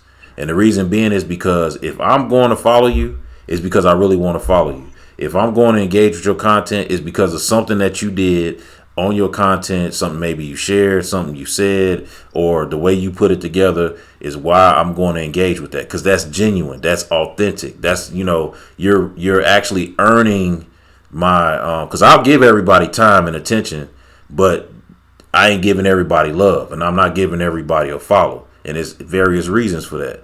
Okay, for you as a content provider, as a content creator and a content provider, it would be in your best interest, especially from your position, to do those things, because once you start posting and your flicks start catching traction, you'll start to gain some growth. Those same people who follow you from Flicks generally are going to engage with your content. They're going to leave a like, they're going to leave some love, they're going to make a comment. And then as you grow, those are going to be some of the same people who are going to subscribe to you, right? In the audio rooms, now you can grow your subscriptions in the audio rooms. You can actually grow your engagement in the audio rooms. But most people who hang in the audio rooms are generally audio room folks. They don't even, it's some people who come in the audio room. It's a lot of people, as a matter of fact, who use the audio rooms and they don't even consider no other part of the app, man. You know what I'm saying? So that's why I'm like advising or giving this tip for you so you don't get like caught up in that, what you're gonna receive from the audio room, So just do those things, man, and you will see not only growth, but you're gonna see the engagement, and you're gonna start to see your account grow, meaning like the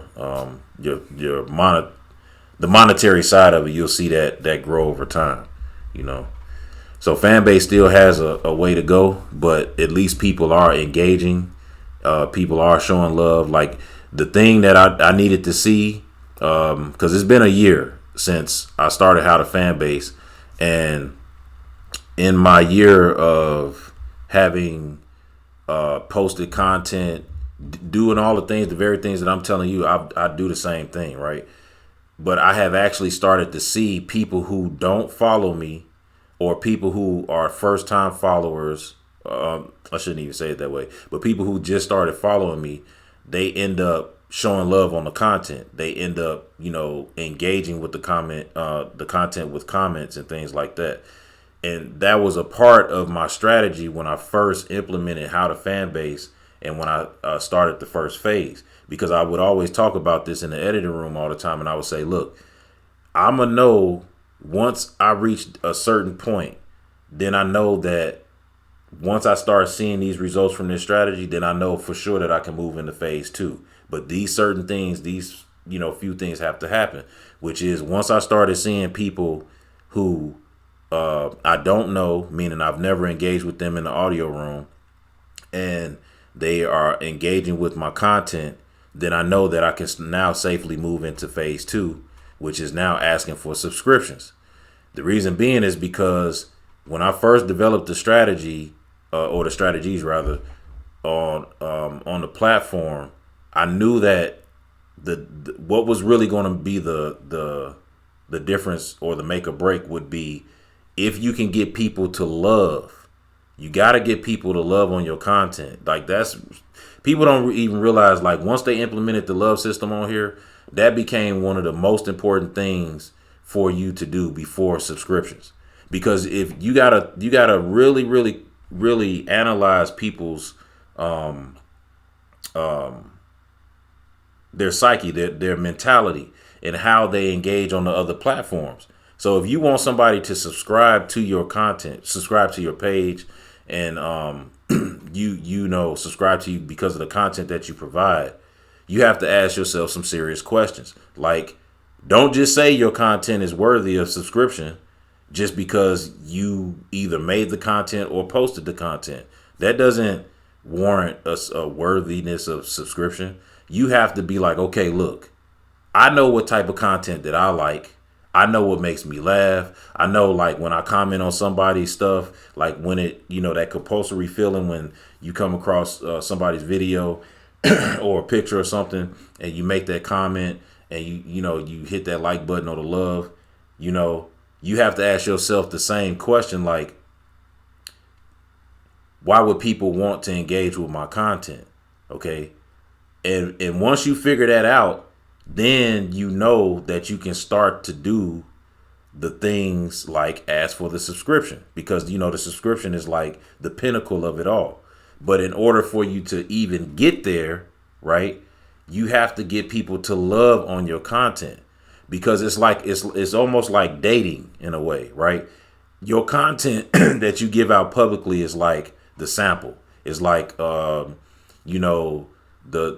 to-go meal or something like that. and people like, oh yeah, I go there all the time, or I've been there before. It's pretty good. Now once they you can get them to subscribe to you, right? Now these are like what you can consider like loyal customers. They're gonna always keep coming back, but you got to keep providing. And as long as you can keep providing, then you're gonna see, then you're gonna get the results that ultimately all of us would like to have, which is that subscription. But in order to really get there, you got to get people to love on your content. I ain't just talking about in the audio rooms, because I'm gonna tell you something. The audio room, even though it's a powerful thing, you got to use the audio room as a way to drive traffic to the other parts of your page, right? To your Fanbase Plus, to your flicks, maybe if you're going to have a live, if you got stories, whatever that is, right? You got to drive that traffic out of the audio room onto the other portions of your page. So that way you can get that engagement, and the mass adoption will be coming soon. I don't know when. I always say I don't know because I can't predict that. But from what I've been observing, and especially tonight, now I heard something that was very unique that I think that's going to end up helping Fanbase. I don't know, but I sense some genuineness in Snoop's statement when he was talking about Fanbase, and so I think if Isaac ends up getting this G's up, hoes down video done, I'm pretty sure there's gonna be some product placement of Fanbase in there somewhere, because I'm pretty sure he gonna figure a way out to like put it in there, right? And I think that's what we're gonna start to see, like that's might be one of the springboards that's gonna probably boost Fanbase, and might even we might see some more activity from Snoop on this platform, since he said what he said about the whole gin and juice thing, because he was like, man, I ain't shared none of that information with Instagram or Facebook or TikTok. He said, I ain't told nobody but y'all, so that was cool. Yeah. Anybody want to come up? Raise your hand. Matter of fact, I'll just invite y'all to the stage. So if you want to come up, just come on up and you can discuss with us. I know you probably busy, the Essence, but come on through, brother. North Star, can I ask a quick question to the audience? Yeah. It's very general. The first time a person in here, okay, I'll use this example. If somebody hands you $100 bill out of nowhere just for nothing, don't it make you feel like a certain type of way? I mean, depends on the circumstance, yeah. You didn't really deserve it, but they was like, "Oh man, you cool. Here go 100." Right. So I look at it like I don't know how a person felt in here, but like the first time, you just got hit with them 100 hearts. Right. You might have $1 million in your account, but I'm just saying, but for somebody to give you 100 hearts in 3 seconds, and I can't talk about the people like if they done got hit with 1,000 hearts at one time, it started making it kind of like give you like a dopamine feeling. Mm-hmm. Yes, it does. Hello, Miss Niecy. How you doing? I'm good, you. My bad. I had to park. I just tuned in kind of late, so I'm kind of pick up on everything late. But I've been listening to some of your strategies on how to really fan base, because I'm still trying to figure it out, because I've been in the audio rooms a lot. And then I stopped because of, sometimes the audio rooms can get a little heated and kind of biased. So it's like, yeah, I like it when I like it, but it's like that's not the main thing that I want to do.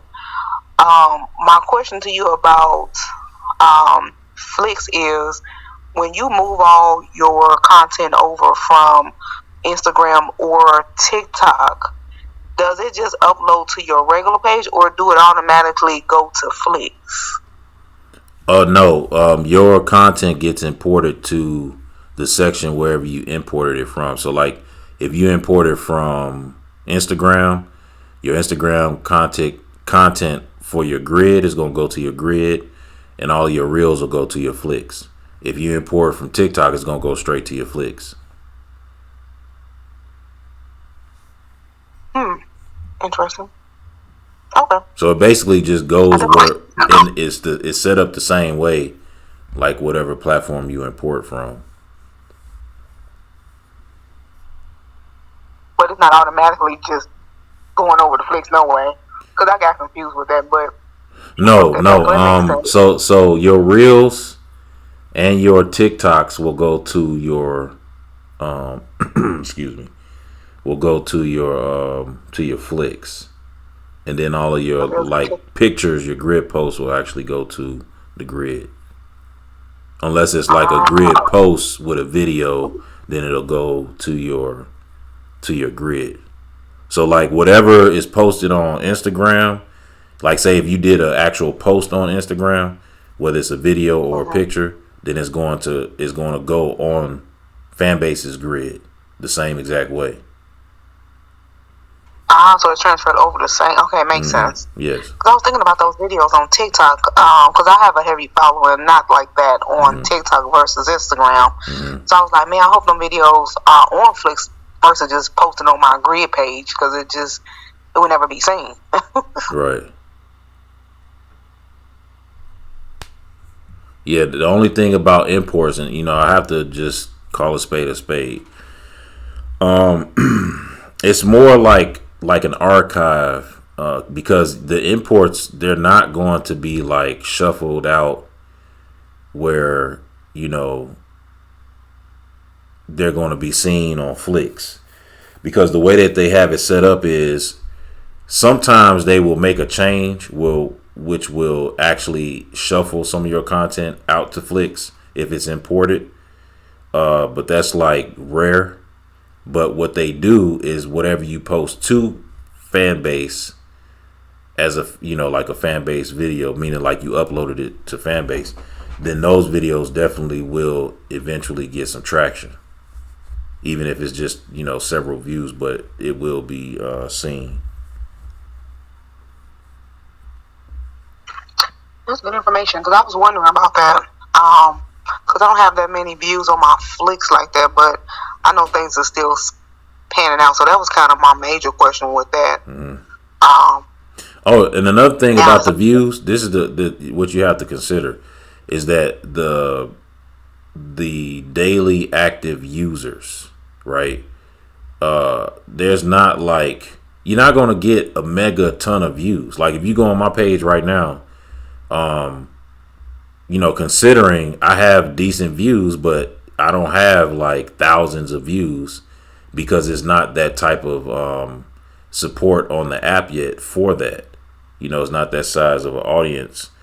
And okay, so another part of that is I think that Fanbase, I'm not saying that they limit your reach, but like however they have it set up internally in their system, like some videos will get much more further and others won't. And I think it could be regional. It could just be because it's the US or whatever. I don't really know that part of it, so I can't answer that. But what I do know from what I post, on average, let's say I post a video today, like in the first day, I probably get anywhere between like 140 to 300 views, depending, right, on the day. So if that video gets, let's say if it's like killing it, what I consider killing it, because we know that 300 views ain't a lot of views, but on this platform, it's considered to be pretty good. So let's say I get a video, because this happened the other day. So I put out a video, it gets 300 views. Now it's going to slow down a bit, but over time, like in the next few weeks, it'll be like at 600 views, then 800 views. So over time, your content will accumulate views. Now, I know some of those views are reviews. They're not like unique views. So that means like after the content goes through a particular cycle, then it'll resurface back in front of people who've already seen the video again.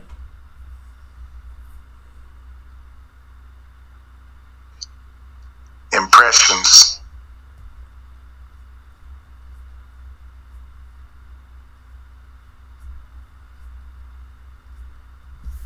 What up, The Essence? What's going on, brother? What's up, man? What's up, man? You still working? How y'all doing? Good. You still working? Just got off, man. Did 12 hours today, man. Oh wow, man, you getting that money, boy? Yeah. I came in for the Snoop joint, and then I know when I got off, I was like, all right, I know he in here. Let me pull up. Yeah. So, yeah, man. Black Friday, so you know. But yeah, it's been good, man. I've been listening in. When I came in, Sweet Tea was finishing up, and then I kind of caught the last part. Okay. But tomorrow I should be able to be on time. Tomorrow, you're doing the same time tomorrow, right? Yeah. Hey, will you be able to like participate tomorrow? Yeah, because Yolanda, Scale, and Derek are going to be the guest speakers tomorrow, and tomorrow's going to be a paid room, so I'm gonna have to ping y'all in so y'all can get in. Okay. Yeah. Okay. So tomorrow from like between 8 and 10, right? Yeah. It's only gonna be like 2 hours. I'll be able to participate with you, man. Yeah. I mean, if it's limited, it's okay, man. It ain't a big deal. Yeah. But I just I'm gonna come through. I'll be here. Yeah. Put me down. I'm coming through. Okay, got you. Coming through. Got you. All right. Yeah. I'll be here. Yeah. Yeah, but yeah, good stuff, man. And I was listening to Joyce and listening. Is it LFX or IF? Is it LFX? Yeah, that's okay. Yeah, I've been listening, man. Definitely. Yeah, man. It's that when I hear talk like that, man, that get me going a little bit, you know. Yeah. So. Yeah, man. That's what's up, man. Yeah. T gave the T, bro. She gave the T, man. I know, man. I missed it, but you gonna put it out there. I'm gonna catch the replay, man. I missed it, man. I couldn't get out of there, man. So I just not too long ago. As soon as I came in, I had just got out of there, man. So, but yeah, I know T did her thing. I already know. she was doing when she was talking, she was doing her thing. Right. A little bit out there here. Yeah. So. How you feeling though about it all, man, and everything, man? Like your okay, event. So I'm gonna share something. I think I said this to you yesterday. I may have or may not have. Matter of fact, I told you on the phone when we talked about it, so you have heard me say this before. But when I opened up the room, I did have a high expectation of around about 120 people, right, to show up. Okay. But at the same time, I say, dag, 100 plus? Yeah, most definitely. I mean, why not have that expectation? You know what I'm saying? I'm gonna tell you why I had such a high expectation. Okay. So, the fact one, being how the fan base, that's number one. Two is because of the editing room, right? And three, because of the interest. So with those three things combined, I felt like, it should probably, be, especially being the promotion that I put behind this, right? I was like, yeah, I'm expecting around about 120 people. But now there was a but attached to it. And the but was, well, even though I have this high expectation, I do have to at least give some like room for slippage. And that slippage would be, let's see how the fan base stands on the app amongst the people who engage with how the fan base and also the just the users in general. You know what I'm saying? So I was like, this is going to be a tell all over these 3 days on what's going to happen, because I said, well, if I get it on the first day, if 120 people show up, I'm like, okay, then I know, if how the fan base is established a certain way.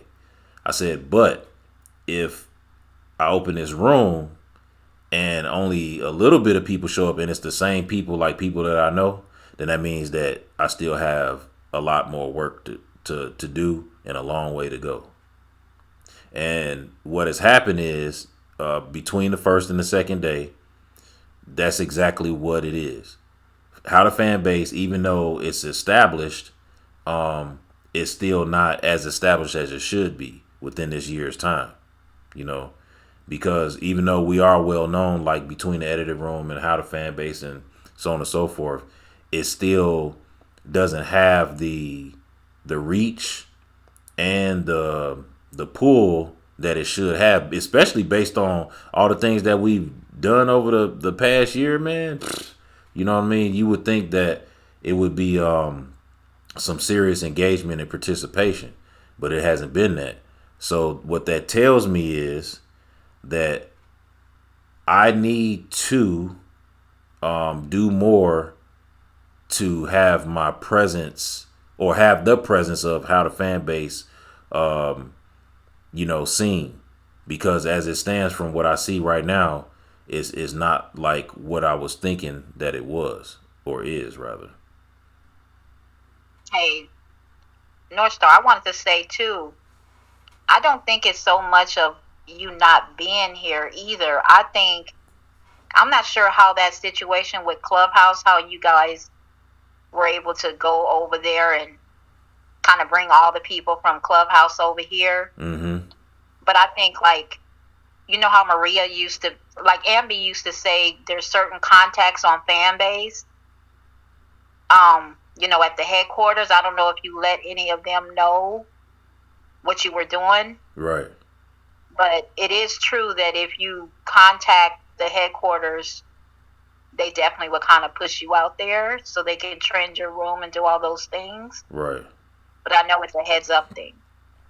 You got to let them know. You know what, Joyce? Okay, now that you brought that up, I actually had considered sending an email, right, to like shaking the phone and doing all that, and even DMing Rama about it. But the reason why I chose not to do so was because I needed the organic factor to show itself, like where it stands, because that's really important. Because let's say if I would have done that and then all these people would have came in, that would be good, on the behalf of, it'll be a good look for the room, right? But in order for me to really, really know, like, every facet, ins and out about this app, I got to do stuff that's going to be unconventional. Like, for instance, just start the room, open the room. I already know how the notifications work. So whoever comes in, comes in. Then the fact that this room is open in the hallway, how many people can I get to come into the room based on the title? So with those different factors, I'm like, okay, let me see where it stands, right? And it's not like, because when I first started How to Fanbase, right, I think the most that I had ever like got the room up to was like 40. It was like 40 something, almost 50 people came in the room, right? So when that happened, that was back then. That was a year ago. How the Fanbase the room itself hasn't been open in almost a year, but the presence has been around through the editing room. So that's almost like the same thing, even though it's not by camp name, So I figured, let me see what the organic factor is hitting on out of these 3 days, because these 3 days are going to show me a lot over this time. And it's a perfect weekend to have done that, because I'm going to open the room at a time where a lot of people are going to be available. So I can see out of these 3 days, let's see what happens. Let's see how the turnout comes about. Because now that I'm in phase 2, I still have to pay attention to the the overall presence, because I know what type of engagement I get on my videos. I know what, the comments, the DMs I get, and things like that. So now that I open up a room, let me see how that works out. So this just simply tells me that the reach and the presence isn't strong enough. It's not as strong as I was assuming that it was. I mean, because I get some decent engagement. I know we've touched a lot of people through the editing room, but as far as me opening up the account and the presence is just not as strong as I thought it would be. I got you. And then I was thinking too, I didn't get no notifications that you opened the room. I know the editing room, they got like 400 people right in the camp, so that's a lot. You have 100 and some people in your camp. Mm-hmm. So I think there's a lot of things that may have made a difference, because I sure enough didn't get a notification either. Mm-hmm. Yeah, that could, all of that plays into account, I mean, but another thing too is when you open up a camp, like, your followers are still going to get a notification, and I got almost 1,500 followers. So out of that 1,500, I would say roughly about probably at least like 600-700 of them are active, and how I know that is because of the views that I get on my posts when I post videos. So I get some decent engagement when I actually post on my grid with those videos. I know some of that is the Explore page, but a lot of that is actually follower engagement. So what are some of the plans you think you're going to do? Like open up little workshops? Or, I mentioned that a few times. Well, with 2024, with 2024, I have I'm going into 2024 being more active with opening up a camp audio room for How to Fanbase at least like minimum once a month, because I think that will be like feasible, because we already got things going on in the editing room and I talk How to Fanbase stuff in there all the time. But what we do in the editing room, there's enough like activity in there to like kind of cover what I do. But when I want to actually like completely, totally focus on How to Fanbase, I'm gonna open up a room at least once a month starting out. The rest will be covered like, with exclusives and things like that. So people would either have to subscribe or pay into it. Now, let me point something out that I do want you all to know, right? And this is like a very strong thing. So I know you, Joyce, Toyera, and the Essence, and I think Jam, because he commented on some of the stuff, loved on some of the content. So when I did the trip content, right, and I did that Other Side of Yes series, right, that 3-part series, when I was promoting those videos and I was putting all that putting those videos out, I drove a lot of traffic, viewership to those videos, right, through those promotional videos. Because when I first posted it on on Fanbase Plus as exclusives, they got a few views, but then when I started putting out the promo videos, then the views boosted up, right? So that also showed me something else, because that was a part of like my phase 2 type of thing that I was going into, because y'all hadn't seen me really do that with any other videos. But once I did this was like, the start of phase 2. So once I pushed and promoted and got the traffic to go there, that showed me also another side to what I had thought was there, which was, okay, I know that there's because remember, I always tell y'all about how each facet of the app works. Like, when you post on your grid, what type of activity engagement you're gonna get there. Same thing with Flicks. But I've always said that Fanbase Plus is more like a movie theater, right? It's you're gonna get a different type of engagement on Fanbase Plus from your audience, because that's going to be more like of your super fan side, who's going to go to that part of the app and actually engage with that content, because that's like longer form content. And a lot of that, if you're going to do kind of like what I'm doing, is going to be like exclusive content. So in order for you to actually get people to engage with that content, you have to like kind of learn how your audience operates, and how, like what they prefer, in the sense of like what they like to, how they like to engage with whatever it is that you're putting out. So when I did that 3-part series, that showed me like where how the fan base status is, like where it stands on the platform as far as content creation, visibility, and interest, and everything that I where I thought it was at, it's at on that side of it. Now, when I opened up this audio room, I was assuming once I promoted it, because I was getting some good engagement from the promotions, but the actual attendance didn't match the engagement that I put out through the promotions. So that just tells me that I just need to be more present on the audio side.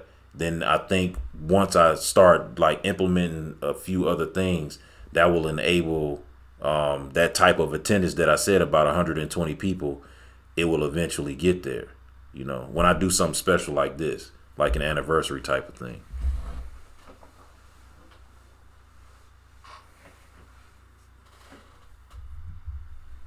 See, watch what I tell you, Joyce. This is what's going to happen. Now, this is a real expectation that I think is going to be accurate, right? Next month is the year anniversary for the editing room. Me and Destin is going to be putting something together for that. I know for a fact that that's going to outdo the attendance for how to fan base. Okay. So I have high expectations for that, because of course, there's a lot more members in the room, but a lot of people are way more used to the editing room as a presence than just how to fan base as itself, because usually most people, when they think of how to fan base, they're automatically going to think about the editing room. I agree. Mm-hmm. Yeah, I just wanted to make mention that when we're speaking of traffic, the two highest traffic sources, of course, is Google and YouTube. So what I noticed on this platform, when you do your exclusive content, it's actually coming from your YouTube creation, correct? No. So the way exclusive content works on this platform is just real simple. When you post an exclusive piece of content, that is going to get exposed directly to your audience. So whoever follows you, they will generally see it in their feed, right? And it might be there for a limited time, because it's not going to be there just like a regular post. It'll just probably be there for a short period of time. But then after that, you have to actually like promote it and let people know that you have an exclusive for them to check out. And the traffic that you get is internal, strictly from the app. Like whatever you post as an exclusive from YouTube is just an exclusive on Fanbase, but you won't get any YouTube traffic coming over to Fanbase, because usually your exclusive videos are supposed to be unlisted when you do an exclusive on Fanbase. Right. That's the point that I missed, the unlisted part. Mm-hmm.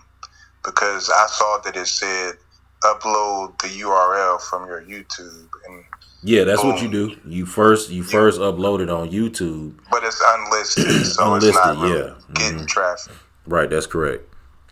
You uploaded yesterday's session? I did, yeah. Okay. Yeah. Is it public? Yeah, it's public. It's public. Okay. Yeah. Thanks. I'm actually going to wait, hold on real quick. Let me make sure that let me check, because it may be unlisted, and I had it unlisted earlier when it was uploading because I wanted to complete the metadata on it, because I wanted to get the timestamps and everything together for that video. So let me check it real quick. I'm checking right now. Hello, Angela. How are you? I'm great. How are you guys? I'm all right. Have you and I ever spoke before? No, we have not. Okay. Well, I'm North Star. Nice to meet you. Nice to meet you as well. Okay. Do you have Hi, Angela. Do you have like any questions or anything, or you want to add something to the discussion? Yeah, I actually had a comment or more of a request. Okay. And I just heard you say that you were thinking of maybe opening up a room just once a month. And I would kind of hope that you did it a little more often. I think there's a lack of knowledge of how to use this app by a lot of people. At least that's what I think. You constantly hear questions over and over, each other, asking each other how to use the app. So I think you would do better if you opened your room up more than once a month. I think it's warranted. Yeah, I have considered that, but there's something you need to know, which is the guy that's in here. His name is The Essence. He and I are partners. We have a room we formed called the Editing Room, and like the Editing Room has a big presence on the app, and we've been active on the platform, and a lot of people are used to How to Fanbase being in that room, because the same icon you see here is always in the Editing Room. Now, I would agree that it would make more sense to open up a room more often, but the thing is because we're so active through the Editing Room and through what we do, it just makes sense for me for right now to do a room once a month, because once we open the Editing Room, there's a lot of stuff I talk about on How to Fanbase all the time in that room, So I think strategically, because I have to think about this from a strategic standpoint, because I still have to manage the Editing Room as well, right? And what we do through there. So what my thoughts was, because we hang out and open up the Editing Room so often and people are so used to that, it will be easy for me to basically like, hey, I'm going to do a room, a dedicated room once a month. And once I get that established, I can get people used to actually coming into the room during that course of time, completely focused on that specific subject. Because when we do the Editing Room, we talk about How to Fanbase stuff, but we also, hyper focus on like editing and then other subject matters dealing with the app. So since there's already an overlap there, I just want to make sure that is maintained and is not like, changing anything, you know what I mean? Because we have made that extremely successful. So I want to not only maintain it, but I want to continue to, keep that growing as it has been. But on the How to Fanbase side of it, I want to at least, whenever I come to the room, whenever I open up that room, is going to be hyper focused on whatever particular subject. Is going to be very, very valuable. And, because there's going to be public rooms and there's going to be paid rooms. So if I do like multiple rooms, then those rooms more than likely will probably be like the paid room or something like that. I'm kind of undecided on how I'm going to do that, whether if it's going to be once a month paid room or if it's going to be a combination of both. You know what I mean? I haven't quite worked out those details yet, because I needed to see what this 3-day audio room was going to be like for the first year anniversary. And then that will kind of like tell me what I can do moving forward in relation to that. Okay, that's fair. But I've heard you. So I'm taking note of that. I just want you to know that, okay? Yep, I appreciate it. All right, not a problem. Thank you. You're welcome.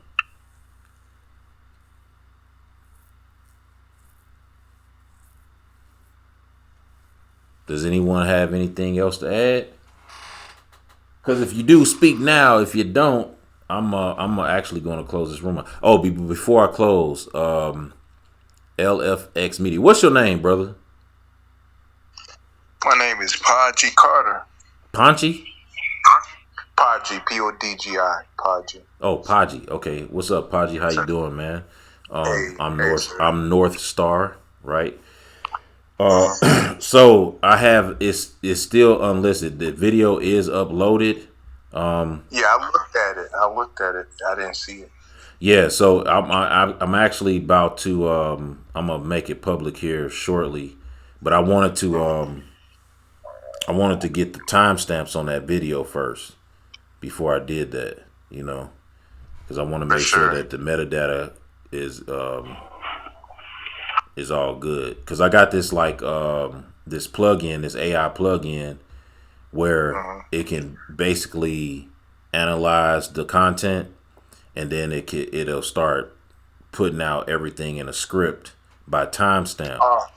So then I need that. Yeah. So it's called Clasp. Clasp, I think, is the name of it. Clasp. Yeah. Hold on. Let me get to it real quick, and I'll tell you exactly what it is. I'm gonna send it to my sound engineer. Clasp. Yeah. Hold up. Let me.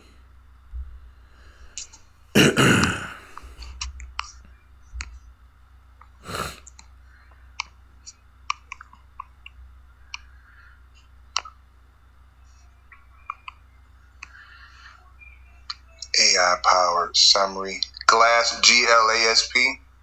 Yeah, I said clasp. Yeah. Yeah. Hey, I told you this content thing, I be on it, bro. All right. Yeah. Started. About to send it to my sound person. Started. Woohoo. Yes, Glass. Yeah, Glass. GLASP. And it's a Google browser plugin. Yep. Yeah. I checked it out. What I do, and I was listening to what you were saying, and I just want to throw out comments as to, I like to be a fly on the wall. So I saw that Essence came in, he, put in 12 hours, and he came to, support and add. But when you were saying the organic reach, I definitely saw you putting this event out, and I do similar. I do like Rico Sunday. I do a Zoom room, and I look at the analytics. I look at the traffic on my website, and I look at the traffic on Facebook, because those are my two biggest traffic sources, and a lot of people are there on Tuesdays and Wednesdays. So if I go live, like I have a radio station, it's mostly automated. But if I want to go live with breaking news, or I want to put new music on, or I want to talk about something, I probably will hit that Tuesday and Wednesday when the analytics are showing that my audience is most involved those 2 days.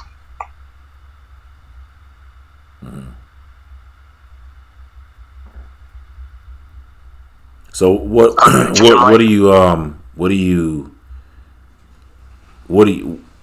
is your initial thoughts and plans on what you're going to do here on the platform on Fanbase?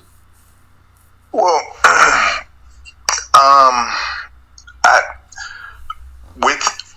I came from a video platform which you can purchase your own space, and it's run off of servers. Unmute your mic.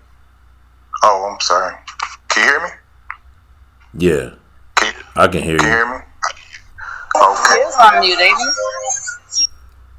No, Jam. Well, he might see it as muted. Okay. Sometimes it be like that. I came from a video space. What's the Now name of I'm it? on a radio station, which is an audio space. Mm-hmm. So I want to utilize the audio space here, and I'll do exclusive content, which will probably be my podcast. That's what I want to use as my exclusive content. And like you said, when you come into these rooms, you'll get people that are like, your title is user experience and engagement. And tomorrow it'll be a different title. So per title, per description, you're going to get that type of audience coming in. So I would like to create a room where we're talking about podcasting and people are interested in podcasting. And when you go to my exclusive content, it will be pretty much my podcast. That's and with it being 10 different lanes that you can actually gain monetization, I want to utilize them all. But for the most part, my exclusive content, I'm looking for my podcast. I'm based out of Houston, so we have 4 sports teams. I have a media pass to go to some of these games, so we'll be podcasting live from games. So my content will be pretty live. Okay. What's up? Okay. What's up, everybody? How you doing? What up, Z? What's going on, man? How's it going, good brother? Yeah, I've been listening all day, but I haven't been able to really speak. I could chat before you close. Yeah, man, great room, man. Great room. Great day today. That was a nice thing earlier too with Snoop. Yeah, talking that was Atlanta good, man. about just being human. You know what I'm saying? Yeah, that was cool, Yeah, man. that's always encouraging when somebody that's that iconic can be that normal. You know what I'm saying? Yeah, that's a fact. Yep. Yeah. That's how you're supposed to use your power. You know what I'm saying? Mm-hmm. You use your power to be very approachable. Mm-hmm. If he can be approachable, all he got going on, so can everybody else. That's how I look at it. Right. IF Media, you got a lot going on, man. Good stuff, man. What's up, the Essence? Toyera? Yeah, that's LFX, not IF. It's LFX. LFX, okay. Yeah. Mm-hmm. See ya. Yo, Joyce. See? What's going on, family? Good people? Hey, we gonna have to pull up on Toyera, man. You're at the party right now. Okay. I can't wait to hug on you, Toyera. I'm telling you. I saw your message saying that. Yeah. That's so sweet. Yeah. Nah, for real, I can't wait to see y'all. Y'all meeting everybody but. Yeah, we're gonna make our way to you. That's crazy. Wait, aren't you in what is it? My birthday next month, so I mean. You in Maryland or Virginia? Virginia, but I'm close to DMV. Okay. I'm like an hour from DC. Darian probably know where my house at if he had my address. Yeah. Yeah. No, I ain't. Okay. Hey Z. I'm messing with you, Z. Hey Z, I got a question for you. I'm messing with you. For February, are we still locked in with February? Mm-hmm. Okay. All right. But that's the Florida. We might be different circumstances, but I gotta. We've been restructuring and everything. Right. I might have to. Yeah, we have to talk about all that. Okay. All right. Not a problem. Yeah.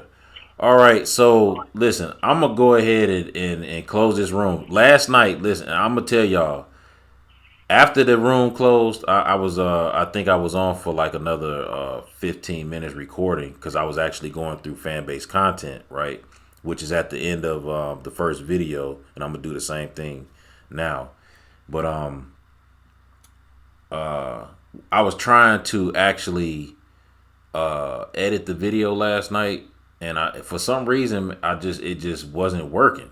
Like my video editor wouldn't open up, and I don't know what was going on with that. I ended up having to restart my computer, and it just got so late. I was like, you know what, I'm gonna do this in the morning. So when I got up and I started like trying to edit the video, this ended up being like an all day event and everything. And I just like literally got the video from yesterday uploaded like 1 hour or so before I opened up the room. So now what I'm about to do, if my video editor opens up, which it should, hopefully, right? Then I'm going to go ahead and run through the edit because it's not going to really take me that long to do it. Then I'm going to upload this, and then I'm going to go ahead and get the metadata together for both of these videos, and then I'm going to publish it. So then both videos will be out. And then tomorrow we have the third day, the third room. And tomorrow's going to be a paid room. So it's going to be a special room because I'm gonna be bringing all of this stuff together, and I'm going to be talking about aspects about how to fan base that I haven't talked about before, or talked about publicly rather. So it's going to be that part. And the guest speakers tomorrow are going to be Yolanda, Derek, and Scale. And Derek and Scale, I'm gonna tell y'all about them if you don't know about them. They have something called the dressing room, and that was that name was actually derived from the essence, and because Scale, she's a member in the editing room. She was a moderator, and her and Derek ended up hooking up and forming the dressing room. So they have a pretty successful room as far as like, you know, being consistent. They have a decent attendance. You know, it's generally small, but they're going to be like, their room, once like this app picks up, their room is probably going to be one of the most popular rooms on the app, like hands down, because the way that they run their room, the way that they get the engagement in a room. This is why I wanted them to be guest speakers, because they came up with something unique that you ain't seen nobody do.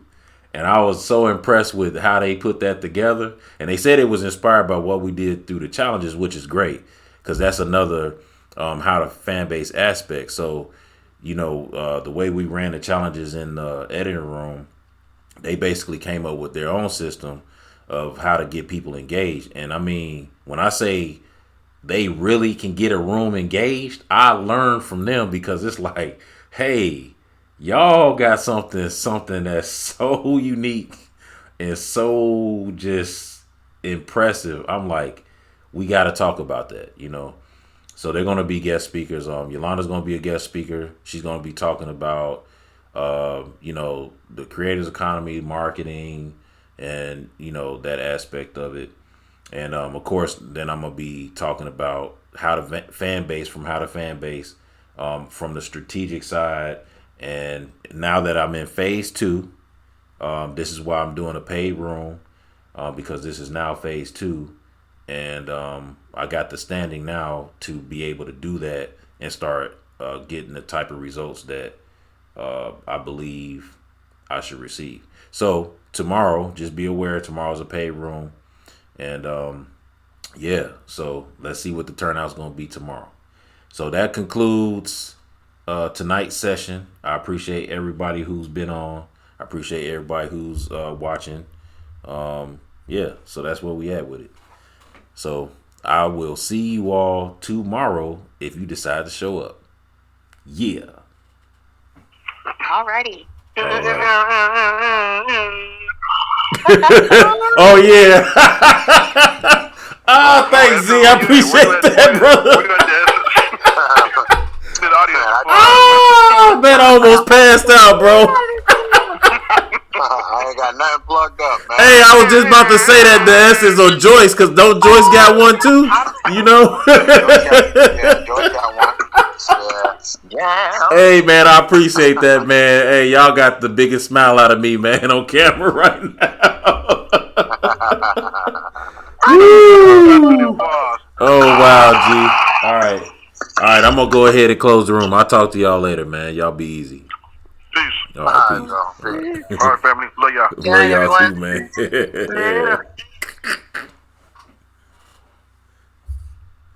All right, there we have it right there, y'all. So let's see, it is 10:29. So that means that this video is 3 hours long, and that's fine. That's fine. That's fine. Well, you know what? This is what I'm gonna do. I'm gonna run through some of this content on Flicks, right? Come on, it's not what I want. And let's see. So I'm on my page. So let's scroll through my feed and see what I see. There goes Silver Fox. Silver Fox always promotes a lot of stuff. Come on, for me pussy. Well, I want to take a blood clot tiger, yeah, man. I want to, yo, watch out. You go and flick to let your blood clot like acrobat. Watch out. Come on, for me blood clot. You see, I don't know about this way I film this blood clot, yeah. Now, pussy wall too, you know. Yo, come on for me pussy wall. Come on for me. Blood clot. Mr. Fick, come on for me pussy wall. What we are do? More like a blood clot bag. Eh? Yeah, watch out, you come again, pussy wall. Come on for me. Going to hold this and suck your mama. That's funny. Come on, for me pussy. Well, I want to take Oh, look at who it is, Snoop. 30 years old. Probably older than some of y'all on here. But I appreciate the love. If you don't know, you do now. Go listen to it from top to bottom. I didn't call it a classic. They did. Go listen for yourself. Tell me what you think. Okay, that's what's up. Look at Snoop, man. On Fanbase, that's right. Snoop is on Fanbase, that's right. Probably older than some of y'all on here, but I appreciate the love. If you don't know, you do now. Go listen to it from top to bottom. I didn't call it a classic. They did. Go listen for yourself. Tell me what you think. All right, that's what's up, Snoop. Shouts out to our sponsor, Happy Day. And if you didn't know, we got these limited edition Death Row record, great flavor, Happy Days. Welcome to Death Row Records. Shouts out to our sponsor. Okay, let's see who. the kind who don't take home to my vibe. She will never. Yeah, I don't need that, man. Yeah, I'm probably gonna mute that, you know.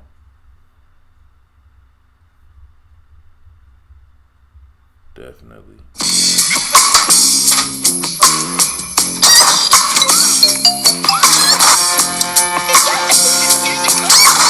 Yo, Lil Snoop, why you still working on We the Bricks prototypes?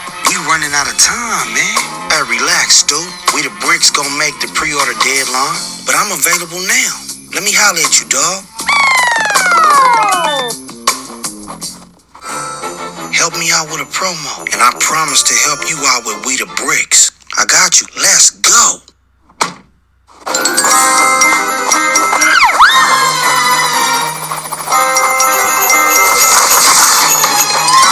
Woohoo! And action. I'm Snoop on the Stoop, a hood tradition. Available at Walmart now. And I come with this dope shirt. Don't be fooled by the fakes, y'all. Get the authentic at Walmart.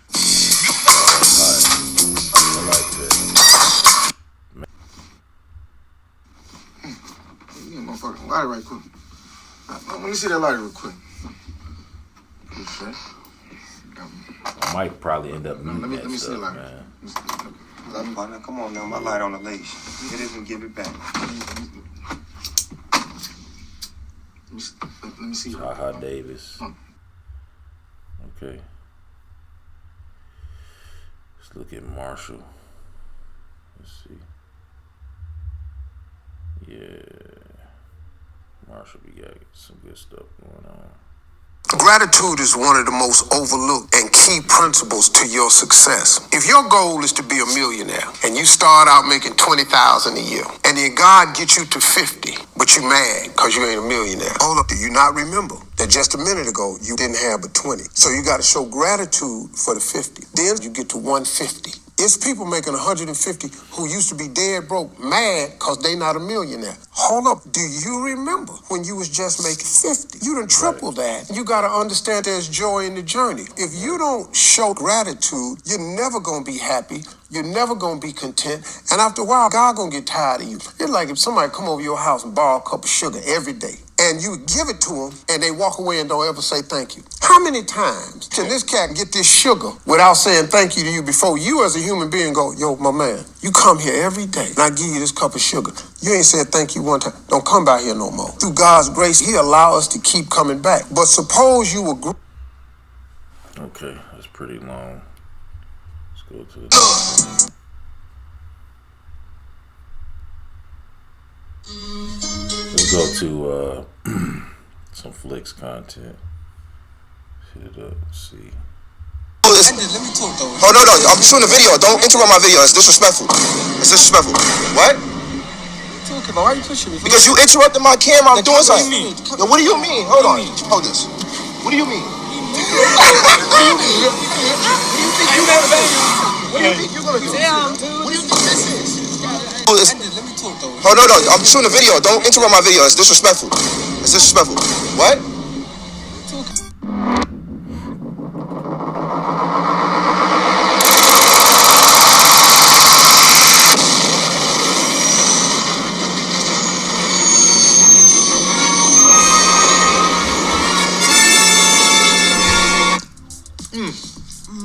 This joint's I still love busting. him. After the first day, I can have this for a week. Still pretty good. Yeah, it's pretty good. Yeah. It's food.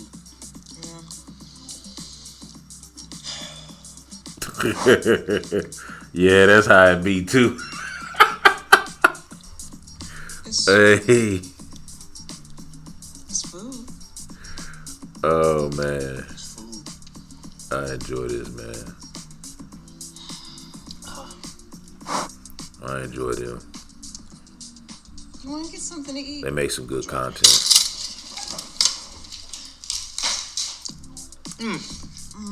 This joint's still busting. After the first day, I'm about to run out of love here soon. Still pretty good. Yeah, it's pretty good.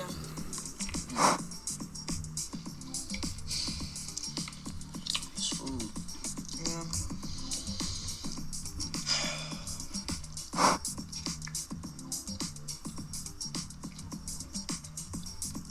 It's food. It's food.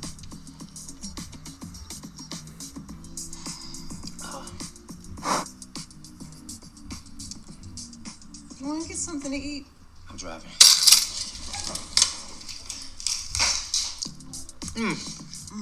This joint's still busting. After the first day, I can have this for a week. Still pretty good. Yeah, it's pretty good.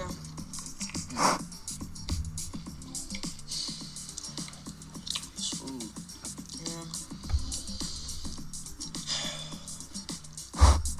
Yo, it's good. It's Munchy. But then also, What's up? It's your girl, Janice the Guy, and what gets me amped up is being in a booth, give the girls real bars. Hey, it's Anthony Kerr. What's poppin'? It's Long Way. Anyone can go on. I have to make sure I'm listening. This video is sponsored by Google Play. Ooh, we'll be subscribing to you. Okay, I like what I see. Hey, it's your girl Jackie from The Play Report.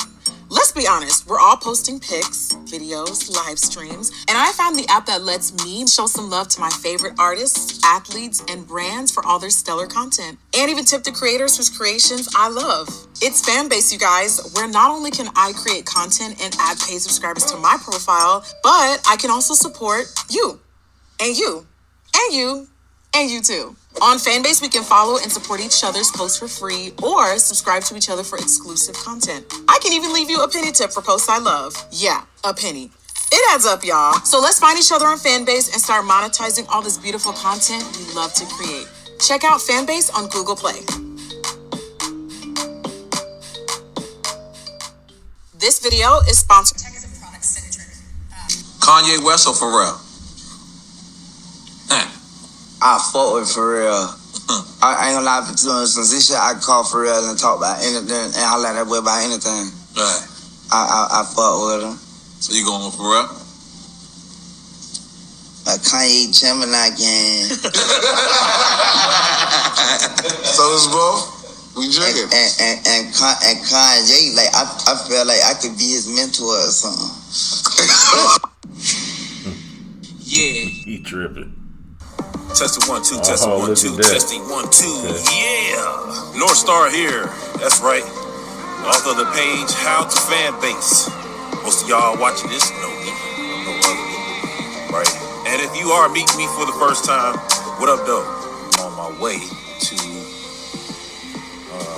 go get my lunch. I'm gonna skip past this. This video is kind of long. My favorite is. Y'all got enough. Everybody say, "Oh shit." Yeah. I ain't trying to skip past it like that, but this Black music, Seminole Project is an independent venture, currently in development as a documentary, soon to be a full-length feature film about the Second Seminole War that affected the fabric of history for melanated people in the United States. I actually Headed and led by Zarian B. Hadley and Dr. Anthony Dixon.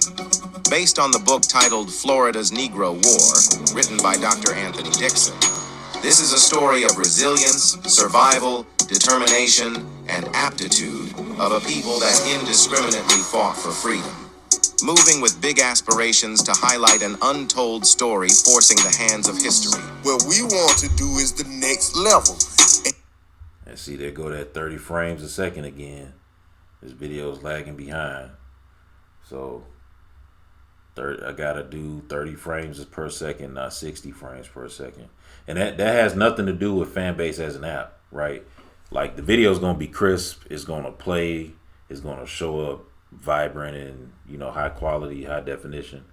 But when it comes to me doing what I'm doing right now on screen, and you see that this video right here is playing, right? The USB cord that I'm using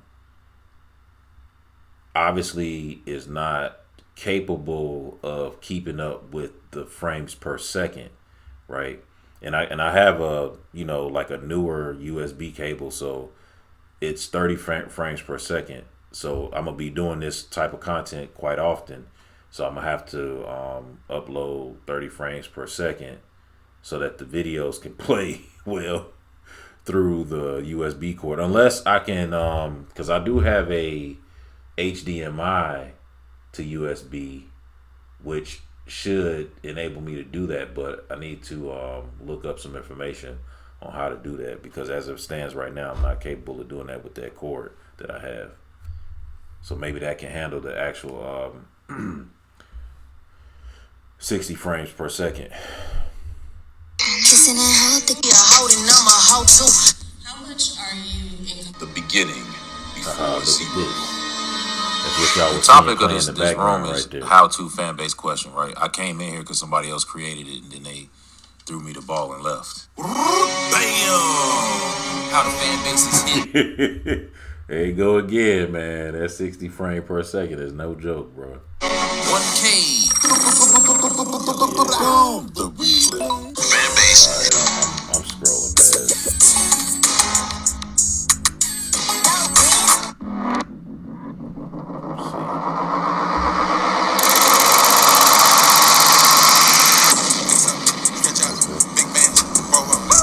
What's up? It's Cody Shane. North Star, the author of the page How to Fanbase, released a statement. Learn how to best utilize functions, features, and pathways built within Fanbase to fully optimize monetization and drive traffic to your offers, products, and services. Breaking news. North Star, the author of the page How to Fanbase, released a statement. I'm making plays. I'm making hits. I'm making hits. I'm making And so, yes. So, I started here.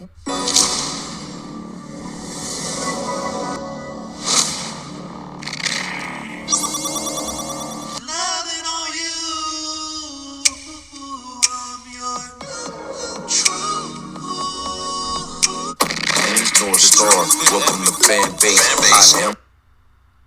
Wow. See, that's what happens when you post. When you post and you know your content circulating, so that's good. How to Fanbase, I'ma show you how to get it, creating.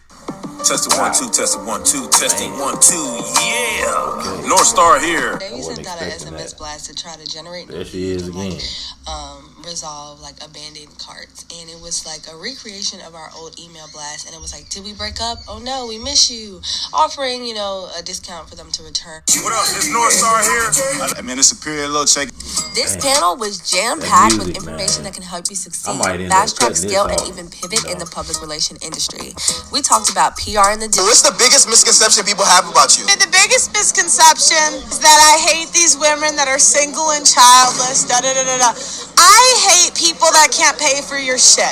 And so my issue is they have no savings, they have no plan, they're on OnlyFans, which is gonna end at like what, 35, 40, you're gonna live to be 80. What's the second half of your life look like? So it's like, women are the ones on the benefits. Women are the ones on child support, they're on alimony. My thing is, make whatever decision you want, but pay for it. That's my issue. Do you have any tip that you could give to like women that might not know which path to go down? What tip? Like if you don't know which path to go down, and you say, "Oh, I'm good. I have good looks. I'm beautiful. Let's try OF." What do you think is the best? Like, what advice would you give? Okay, well, don't do OnlyFans. If you're all right, I would just say OnlyFans is like the dumbest thing you could do because most women don't know how to manage money. Do you think that you being in sports has completely changed the way your perspective is as a woman on life? Yeah. I think sports. Because you just have to deal with consequences. If you suck, you get pulled off the court. Yes. But the problem is like now we just don't have consequences for anything. And so my thing is like make whatever decisions you want, but pay for it. What's the biggest misconception people have about? Hey y'all, it's Buddy Vaughn, and what gets rock, paper, scissors. I always found it important. Even as a higher people.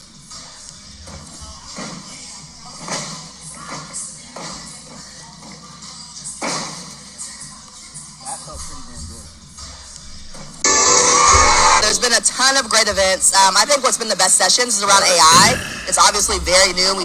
Y'all, guess what? This year I did something completely different than I've ever done before for my birthday. Every year on my birthday in October, I drop a single. It's usually about marketing and being a boss and But this year I decided to invite all my friends and family out to a... It's what's on the other side of yes. Zarian hit me with a text the day that he was going to leave.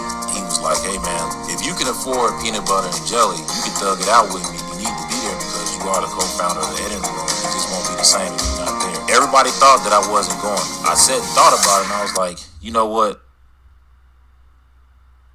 Look.